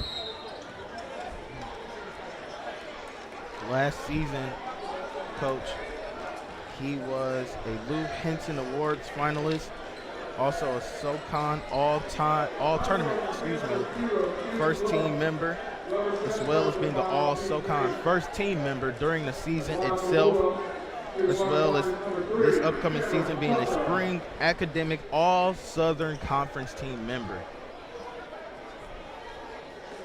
At the line for 2 is Cameron Tucker. One-on-one opportunity was no good there on the second, as the Bulldogs will hold on to the ball. Yeah, with 8:20 to go, you still gotta fight. You gotta fight your way back in this game, and you gotta do it by playing some defense and coming up with an offensive game plan. Hicks pushing the floor. He finds the pass over to Tucker. Tucker driving through the contact, is able to get the layup to go, and the foul as he flexes his muscles back over to the free throw line. Yeah, that's a tough play by Tucker. He really put his head down and went to his left hand and was able to score the ball and through the contact. We need more plays like that.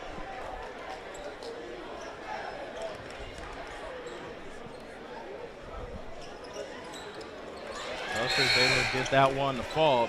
Quick substitution here for Samford. Checking in is going to be number 3, Jerron Riley.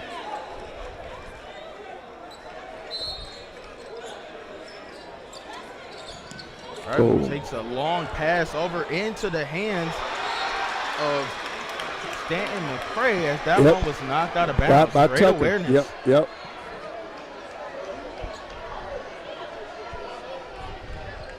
Yeah, they went for the breakaway. They went for the backdoor cut.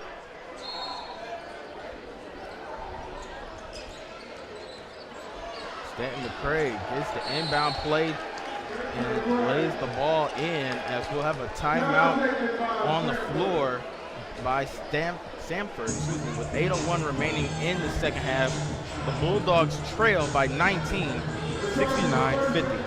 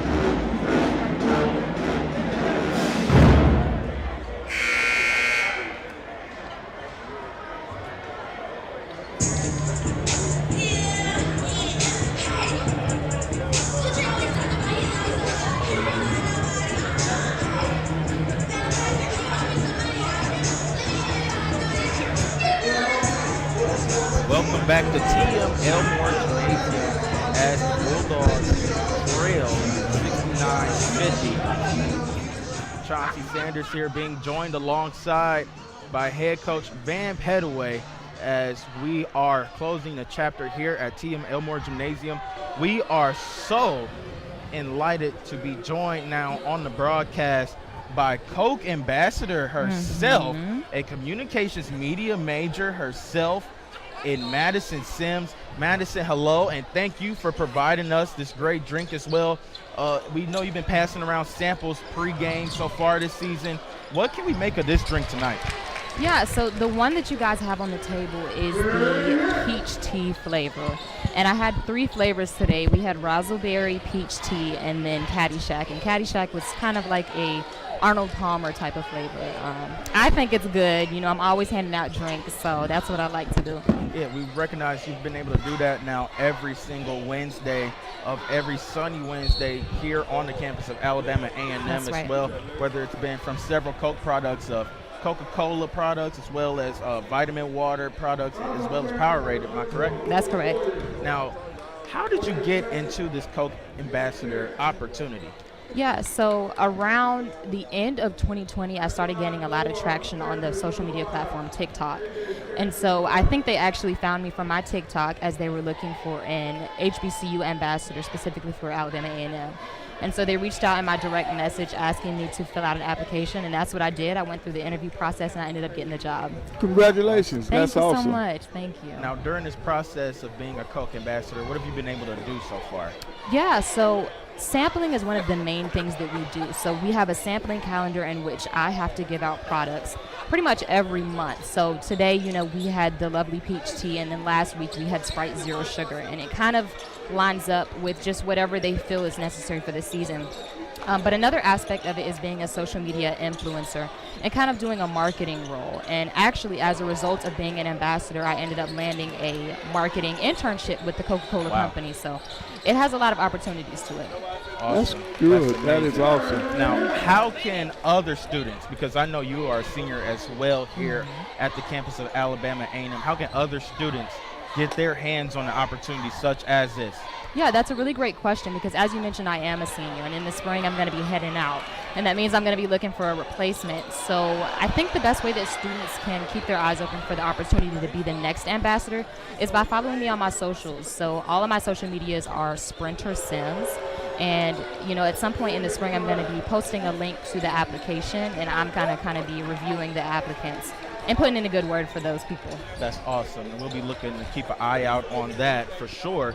Now, Madison, I do want to touch on the fact that you were a former track star as we get ready to go to break here as the Bulldogs trail 74-57. You were a former track star here at this university when you first arrived on campus. And now to see you blossom into what you're doing now is amazing, as well as I know you'll be looking to go and further your career post-grad. Right. But what was your experience in this gymnasium as well as the university? So I think it's funny that you say track star because I wouldn't go as far as to call myself a track star, but I did run track here in my freshman year. And as far as the gymnasium goes, we had a lot of morning practices, afternoon practices, rainy, bad weather practices right upstairs actually. So, you know, it's interesting to see that they've kind of transformed it over the years. You know, I'm in my last year, and the last time I ran was pre-COVID, but you know, I'm excited that I transitioned out of that phase of my life. College athletics is not for everybody, and it was for me for a certain time. But track star is funny. That's funny that you say that because I wouldn't call myself that. You were a track star at one point, and now you have transitioned and blossomed post-career into a social media star and now a Coke ambassador. We're so Something glad like to that. have you along. We're looking forward to seeing what you have in store next coming along in the spring for your upcoming samples on this campus. Absolutely. Well, I'm happy to bring them. And it goes start here, Go anywhere. anywhere. That's right. That's That's right. right. Madison, we'd like to thank you for joining us here on the broadcast, and we'll be looking forward to making sure we plug those students that want this opportunity to continue along what you have left here on this campus as a Coke ambassador and keep the legacy going. Absolutely. Thank you guys for having me. Much success, Madison. Thank you. Welcome back as we are now back from the break. The Bulldogs trail 74-57, Coach. Yeah, Samford is they're not letting up at all. They sub. When they sub, they don't drop off. And I think what has really happened in this game, they've played so many people, he keeps fresh bodies on the floor. And so they've been able to just push the basketball. They get open shots. They're moving the basketball well. Coach Hayes told you in the first half they like to go side to side. That's what they've been doing all game. So Eric Lee is at the line now. This will be our 24th free throw coming up. And right now we're 13 out of 23. We're only 56% from the Coach, free throw line. Thanks for throwing that out there because now he done missed the free throw. Yep. See, I know, Coach, the play-by-play experience can be different from the color because sometimes certain curses are only for play-by-play. So I was holding my breath like, please don't mention the free throw percentage because I know it's coming. But see now, Coach, this is the thing. But maybe we'll hopefully see a different outcome, whether or not in the new event center, Coach. Now, how excited are you to join now over there to the new event center as we conclude here at Elmore Gymnasium? Well, I think it's going to be exciting for everybody, for our fans, for these athletes. Anytime you can have something new, you're going to start over. You got to establish a new tradition. Why not start it over there? And, Coach, we both had our own experience over there, and I know you had your hands on the new event center as well with certain decisions. No, I didn't have my hands. No. If my hands had been involved in it, it would have been a few minor changes, especially with the color scheme. But I was not a part of that committee. The committee, I'm not even sure who the committee was that put that together. But it's a fantastic facility. It's first class when it comes to athletics and what you do for basketball and these athletes. I really love that weight room. I really love the training room. It is really awesome, man. Absolutely. At this point, I'm looking to see what they're gonna have set up for the media. Correct. Yep. Correct. Same as well. I'll be looking forward to hopefully having a great view, maybe either on court side, wherever they would like to put us, Coach. I know the experience is going to be out of this world. I absolutely love that weight room. Yep. I love the structure of it. I love the view that you can see when the blinds are rolled up and it's early in the morning. You see that sunset come as the traffic is coming for work in the morning, and you see it. The players also are feeling it as well when they got their first opportunity to see the new locker room and to also see the lounge that's in the locker room. Right. And then on top of it, they have the state-of-the-art training right there in the same area. Yep. It's awesome. It's an awesome arena. Also, which is still being finalized as we speak, is the Hall of Fame, Coach, which is also a beautiful thing as well. Have you got a chance to see that? No, I have not. Bulldog Creed. Oh, it's beautiful. Yeah, I'll probably get a chance to see it tomorrow. The ribbon cutting is tomorrow at 11. And we would like to see each and every one of you out there. If you can, join us. We're looking forward to an amazing ribbon cutting and the first home game in the new event center on November 23rd. Yep, so the people that did not go out of town for Turkey, then we need to see their faces in the place.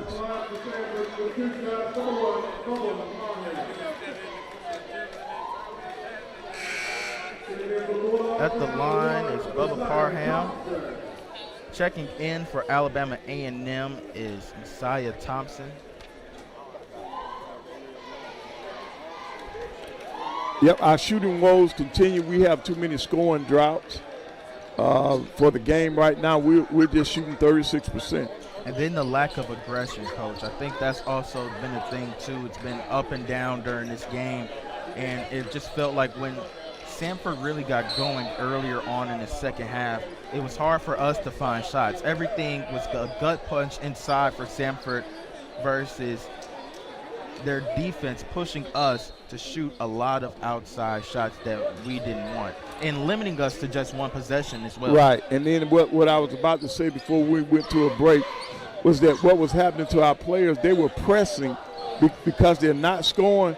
They were trying to do a little too much one-on-one, and because they want to take over the game, because nobody is scoring for the team, so they want to, now it becomes, I'll get it started, and you can get in trouble doing that. At the line for 2 is number 15, Dalen Smith.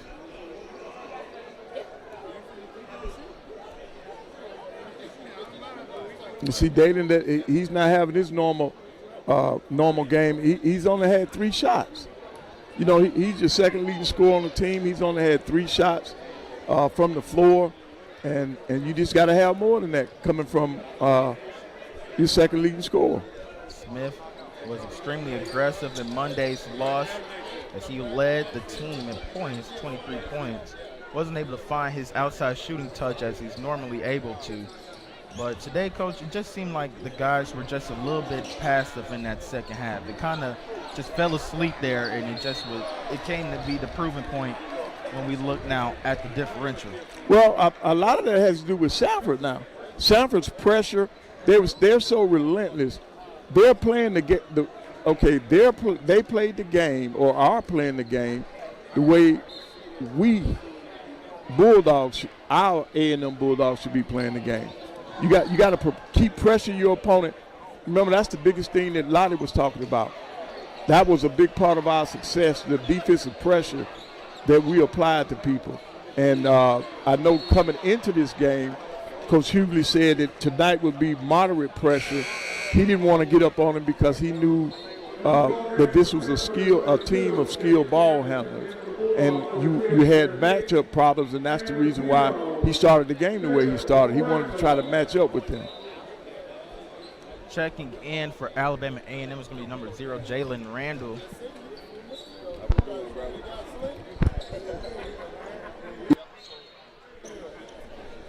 We've got an opportunity now for these young guys. They got to learn how to finish games. So the game's not over. You still got 4 minutes to play. You want to try to build some consistency going into that next basketball game. Rebound no good. Yeah, right. You want to feel good about yourself when you go to practice. Samford, a couple of Samford Bulldogs were fighting for the possession, didn't recognize they were on the same team as they both went crashing out. But as a coach, you want to see that. At least they're going after the basketball aggressively.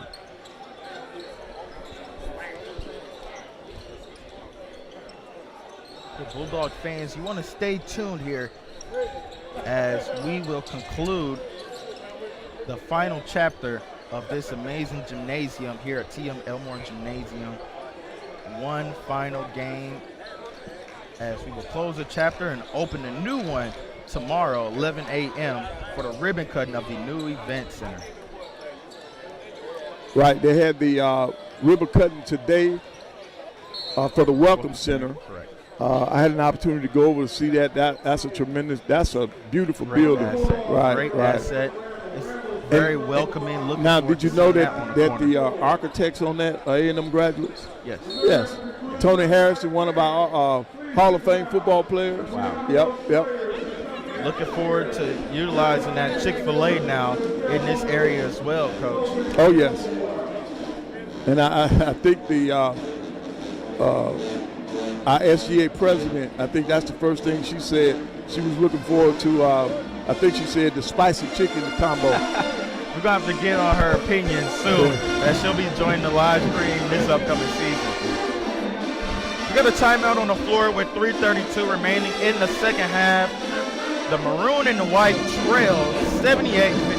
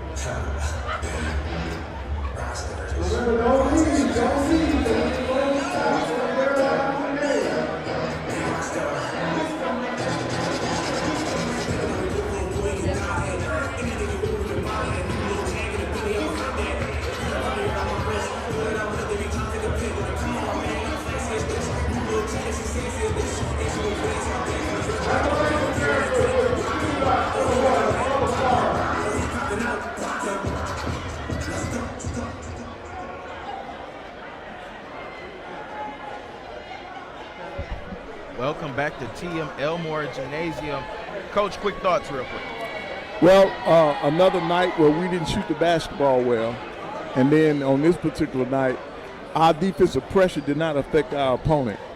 And on the glass, we're losing the battle 49-33. And they have 17 offensive rebounds. And those offensive rebounds seem to be a huge shifter in this game, especially in the second half, Coach, along with those early turnovers in the second half. Yep. Randall has the ball, matched up, driving, tough acrobatic layup, no good. Ball is loose. Downey looking to fight for the ball as Marshall is able to come up with the possession. Right. See, right now, Samford is getting all the 50-50 balls.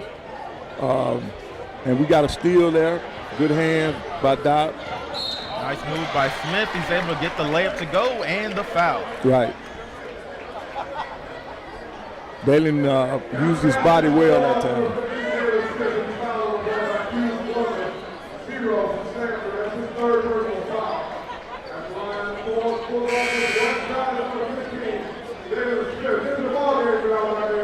Checking into the ball game for Alabama A&M is number 13, Xavier Brewer, seeing his first time here on the floor. Right. I thought coming into the season, Xavier would be one of the people that we'd be counting on. We'll have a lane violation, so we'll go the other way. Lane violation against the Bulldogs. Yeah, Xavier was a little anxious then. He was trying to get his man out of there. Lost his balance and stepped in. Also, that foul was charged on to Glover. That'll be his third person. Yeah, they're going to get that push in. That's Dalen being aggressive on the defensive end, and the guy had to push him. 79-60. Smith has the ball on the wing. Looking to drive on Marshall, instead kicks the ball out. Thompson back over into the hands of Xavier. He tries a three, no good.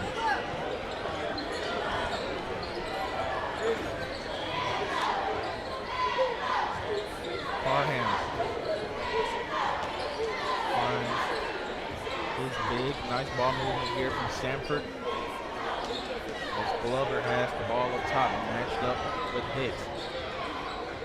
Glover throwing the ball up in the air for Marshall, unable to track that pass down for the alley-oop attempt. Right, they tried the alley-oop, but they didn't get it, but they stayed with it, and they were still able to score the basket. Smith. Quickly bringing the ball here for the guys in maroon and white. Thompson brings the ball back out, tries a corner three, too hard, no good. Ball is loose, nearly stolen there by Xavier. Smith was able to track down a loose pass. He's able to throw it down nice and softly. He will have a quick timeout on the floor. Alabama A&M trails 81-62. We'll be right back after the break.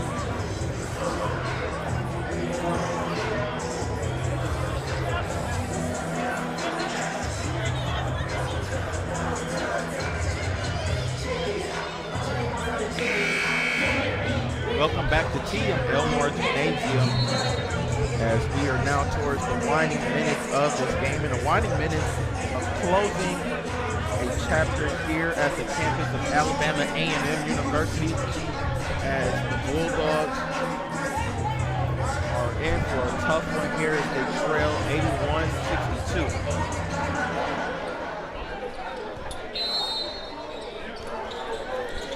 I don't think we expected this in our what's supposed to be the last game. I know these athletes, these basketball players that are here, and by the way, we got more than just basketball players here. We got the volleyball team, we got cheerleaders, we got the women's basketball team. All the teams that have had an opportunity to be in Elmore, who won't be coming back, that's who we got tonight. I just wanted to also thank them for coming, as well as all of our amazing guests that were able to join us during the broadcast as well. Got a lot to learn from so many people on the broadcast, Coach, and it was a pleasure just understanding their experiences here on this campus, as well as playing on this floor for our university.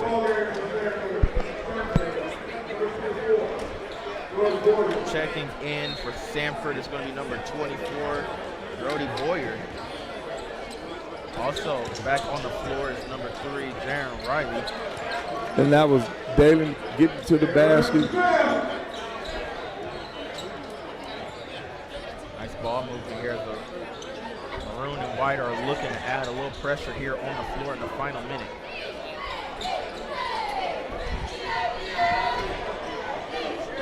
Three from the corner is up and no good. Rebounded by Lee. Quickly finding Smith, pushing out on the fast break. Tries an acrobatic layup. It's knocked out of bounds as the ball went off of the foot of Dalen Smith. Right. Samford will hold on. Checking in for Alabama A&M is number 2, Amari Peake. But Chauncey, one of the things in moving to the new arena, I don't think we're going to have to worry about the cheerleaders blocking us in the new arena. Yes, here at Elmore Gymnasium, there has always been disadvantages and advantages for not just the traveling crowd, but the home crowd as well. As I could give a brief experience here on myself, as I've asked everyone about the legacy of this gymnasium. I just wanted to touch on what it meant to myself as well, as we get now towards the winding minute of the ball game with 32.7 seconds remaining. Just when I originally got here as a 13-year-old for my first time on this campus, of course I saw the barn that was outside near the tailgate area. And being from Cleveland, Ohio, you're not used to seeing so much farmland like that on the way here. But I was able to get my experience as at homecoming, and that was something that also gave myself a true meaning of what it is to be at an HBCU. But one of my first experiences I had on this campus was walking right into this gymnasium and looking up at that jumbotron and looking at the full stands that were around, and just imagining how it would look if it was a full house during a ball game, during a rivalry game. Right. Well, we didn't have to have a rivalry game to have it. If we played at home, our people came out because of the athletes that we had here, the style of play. They came out. They wanted to see those guys. And Coach, also just the experience that you get on this floor, having myself being a former athlete, being on this floor and participating in ball games and then turning into intramural events and things of that nature, and working with the team during the previous tenure coaches, and now being here as a broadcaster for the last several years alongside yourself and our good friend at home and Reggie and the many other guys that have been here on this broadcast, including Juwan, that's been on this broadcast with us. It's just been something that I will always hold near and dear, because wherever I go and however far I get in this business, Coach, I'll always remember that my first start came right here in this gymnasium as a college student. And a lot of people can't get the opportunity to say that now as college students, to be able to participate in a broadcast at your home school. Right. Well, there are a lot of firsts when it comes to this building. I got the stage that we're on, both of my degrees. I walked across this stage and received both of my degrees here. And this place has seen a lot because it's a multi-event facility. It's not just a a gymnasium for basketball. You know, this is where all the big time meetings are held, and your graduations, everything. So this is a good one, and as the band is flying it up now for the last time in Elmore, I just have a lot of great memories. Fortunately for me, a lot of mine are good memories because we, you know, the championships that we won, the lives that were impacted by this building, in this building, with my players, my coaches, and I just love this institution. I love these fans, man. The fans made it real. The fans made it a tough environment for opposing teams to come in and play. And I know the players that have played here appreciate what has really happened during their careers here.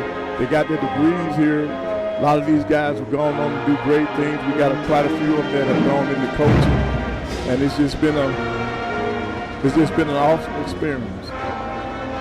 Awesome experience indeed, Coach. You know, you did a lot of winning on this floor, but not just yourself, but the many staffs alongside you, before you, and as well as after you that have came now as we conclude the game here as the Bulldogs lose to Samford 84-64. We'll be awaiting a brief discussion with Coach Hughley and his thoughts on the ball game itself when we come back after the break, as we prepare to honor this amazing gymnasium and close out this chapter of Alabama A&M athletics here at Elmore Gymnasium.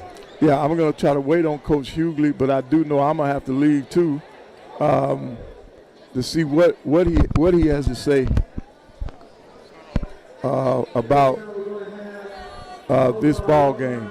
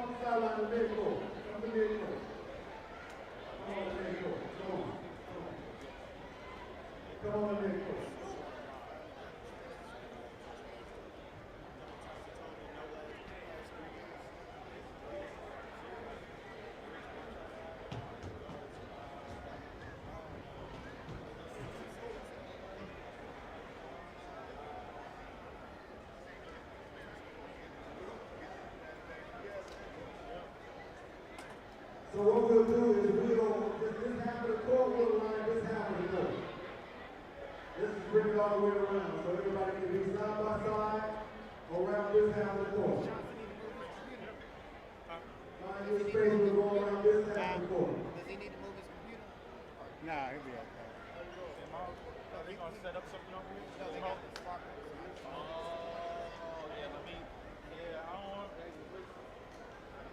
Come on, everybody, side by side, all the way around.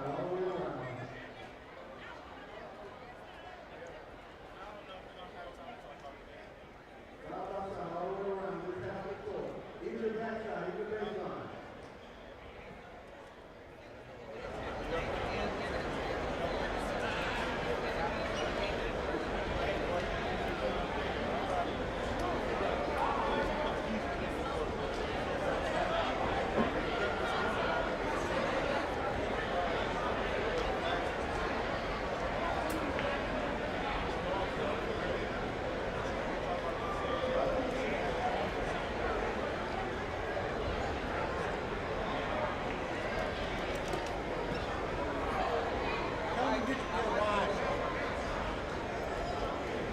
have a wine shot? Okay. Because when the balloons fall down, I want to do the balloons. Right now, this is what we got. I see that up there, yeah. That's good.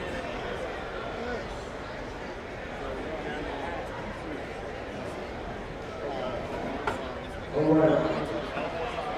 We want to take a quick moment before we begin to recognize our president, Dr. Daniel K. Williams, right over here. Let's give it up for our president, everybody. We have a important conference. Let's also recognize our athletic director, Dr. Paul Bryant.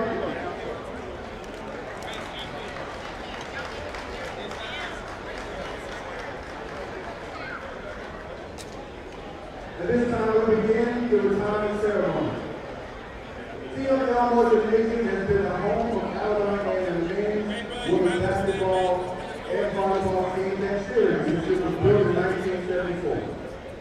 Over the years, the Bulldogs have made it one of the toughest places in the country for visiting teams to come away from victory. Prior to 1998, the Bulldogs were a member of the Division II Southern Collegiate Athletic Conference, SIAC. The basketball and volleyball teams have earned a remarkable following in the community and on campus. Under coach Van Pettaway, the Bulldogs had a remarkable homestand of 280 wins and 64 losses in Elmore Gymnasium. On 3 occasions, the Bulldogs have gone undefeated at home under Pettaway. The 1988-89 squad is 17-0 on its home floor, while the 1992-93 and 1995-96 teams finished 15-0 and 14-0 respectively. We see Betty K. Austin.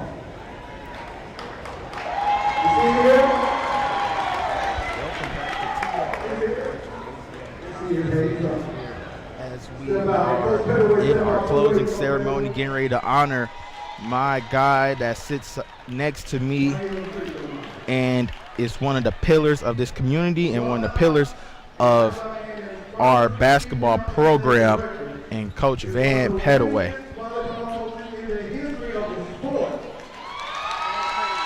Also being honored is head coach Betty Austin, who sat next to me at halftime, had a great conversation with her during the women's game as well. We're just watching history right now. So much history, so much winning in between these two in the middle here as they are being honored. For Austin being the first women's basketball coach, but then also coaching volleyball as well for this university and pushing forward prior to Title IX being upstarted, pushing forward for the women's game and pushing the culture forward here at this university, this institution, as they're being honored. At this time, if you were a member of the men's basketball team at any point in our team to hear them, or please step forward. All former men's basketball players, come on. Let's give a big round of applause. All men's basketball players. Let's get together, let's get a picture. Let's get a picture. All men's basketball players, step forward. As we are closing the chapter here at TM Elmore Gymnasium. This gymnasium has been the permanent home of Alabama A&M men's and women's basketball since its establishment here in 1974. Over the years, the Bulldogs have made this one of the toughest places in the country. As we know, head coach Van Pettaway never allows us to forget for visiting teams to come away with the victory. Throughout his 25 head coaching years here at this Alabama A&M University Gymnasium, Coach has ended his career in 2010, 2011, leaving with a remarkable 280-64 record here, right here in this gymnasium.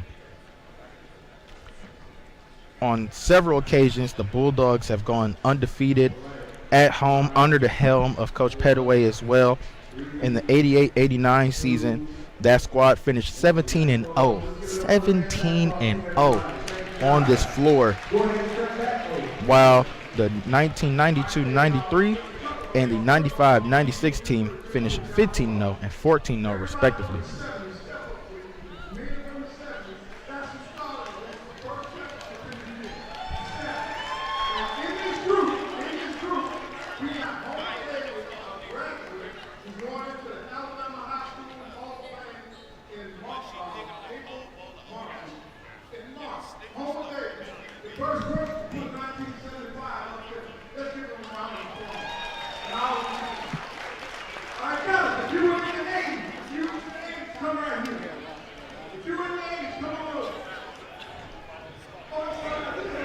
We are seeing so many of his players come and join him. It's been such a joy to pick with them and also get a chance to see what it meant to play for Coach, as well as he's had so much impact and still has impact to this day, as his fingerprints are all over this athletic program. As we are now breaking up each side of this circle that you're seeing, Coach is instructing all players from the 70s, 80s, 90s, and 2000s era teams.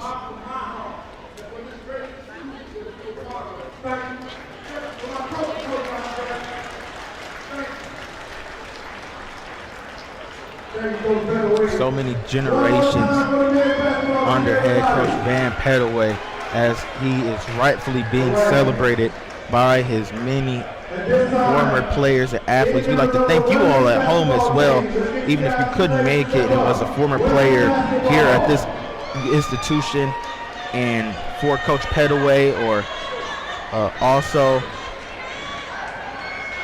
for Coach Austin as well, as we have been celebrating. Now Coach Austin will get her turn, her opportunity to celebrate the many accomplishments and her impact as well for this institution, as we are getting our group pictures in and having a moment between the past, the present, and also the future of this athletic program being brought all under one roof, in this roof, for the past 48 years at TM Elmore Gymnasium.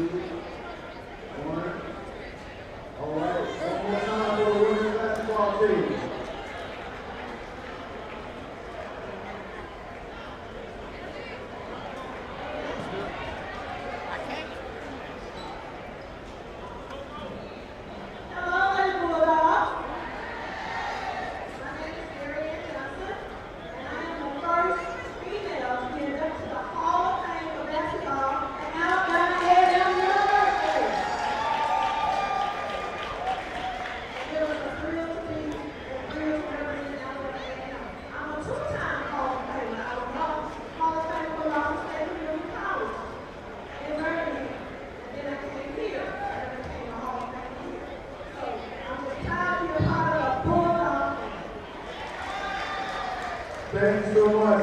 Let's give it up for our lady Bulldogs, our lady basketball team. Thank you so much. At this time, we're going to ask our volleyball players to come up front. All volleyball alumni, come on up.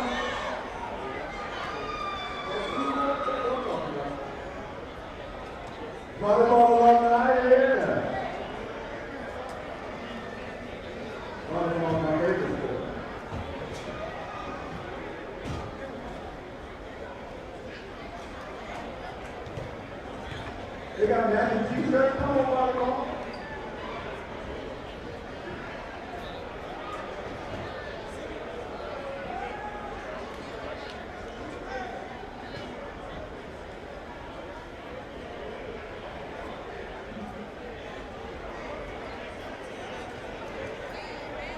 All right.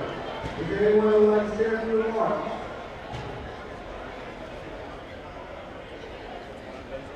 I would just like to say thanks to Alabama AAMU administration. When volleyball started in 1976, we had to fight to get a regulation court because our men's basketball coach would not let us have 4 players in the floor.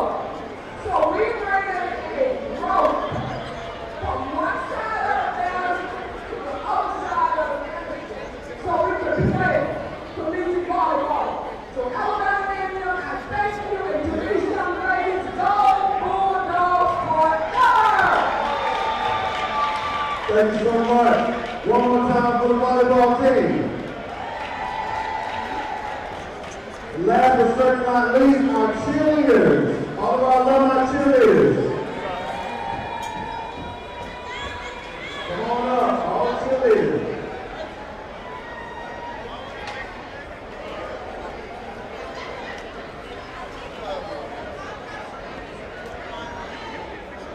Where's Coach McKinney? Where's Coach McGowan? Where's Coach McKinney?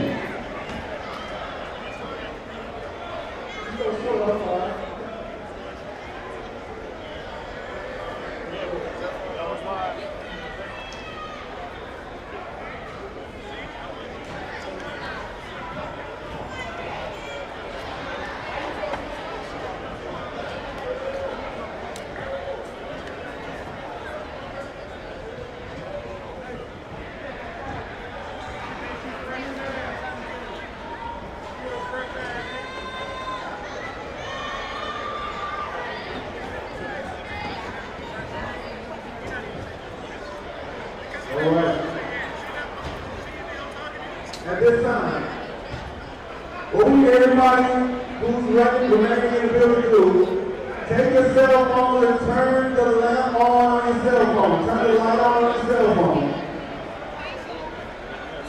Everybody face the stage. Turn the lights on your cell phone, please. Everybody turn the lights on your cell phone. And face the stage. Come on. Turn your lights on your cell phone. And face the stage. Come on, everybody. Pull your cell phones out. Turn your light on your cell phone. Face the stage.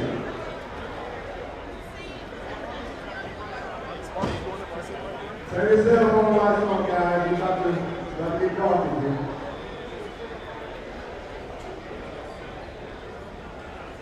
All right, we would like to thank our current coaches for continuing the tradition as we transition to our new event center. Otis Hinckley Jr., head men's basketball coach, Cal Samford, associate head coach, Ronnie Broughton Jr., assistant coach, Brandon Houston, assistant coach, Margaret Richards, head coach for the women's team, Larry McNeil, assistant coach, Nyla Johnson, assistant coach, Katrina Howard, assistant coach, Rose Powell, head volleyball coach, Jamie Fleming, assistant coach, Macy Battle, graduate assistant, Rashiva McGowan and Charlotte Satchel, cheer coaches.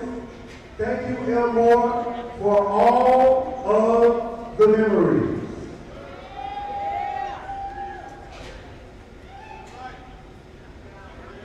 We're ready. At this time, let's count down from 10 to close Elmore officially. 10, 9, 8, 7, 6, 5, 4, 3, 2, 1.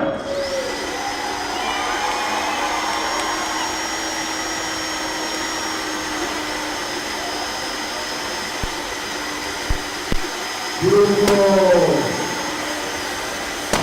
Popping, that's right, popping. All right, everybody, let's make some noise. This is it. It's the last new game.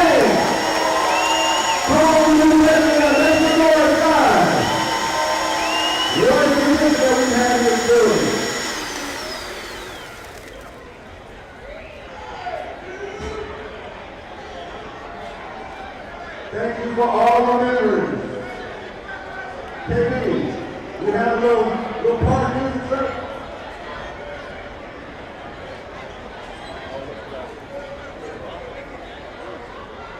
Go ahead and take the pictures.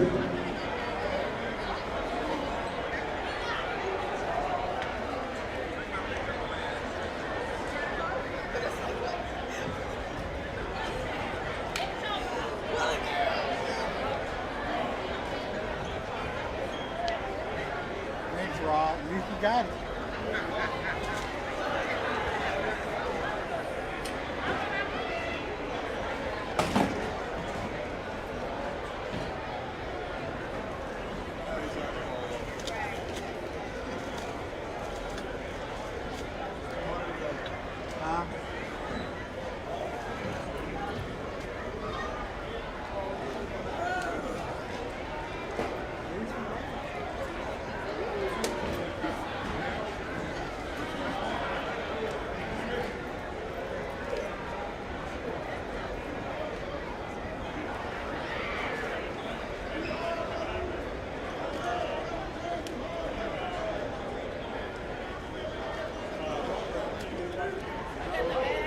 Do we want to send? You said bad.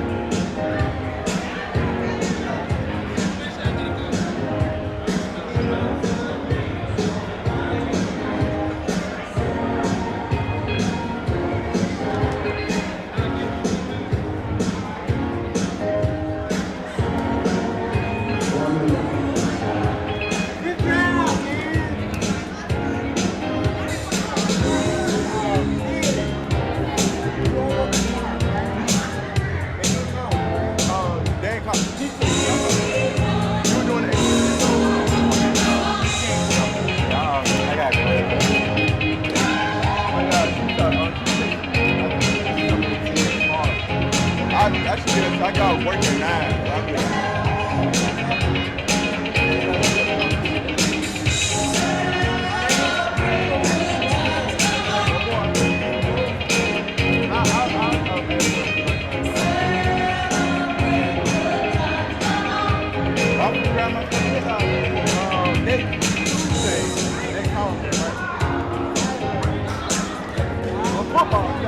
Football Saturday. Tuesday basketball.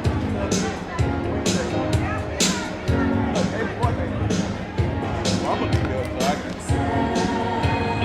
Boy, is it men and women?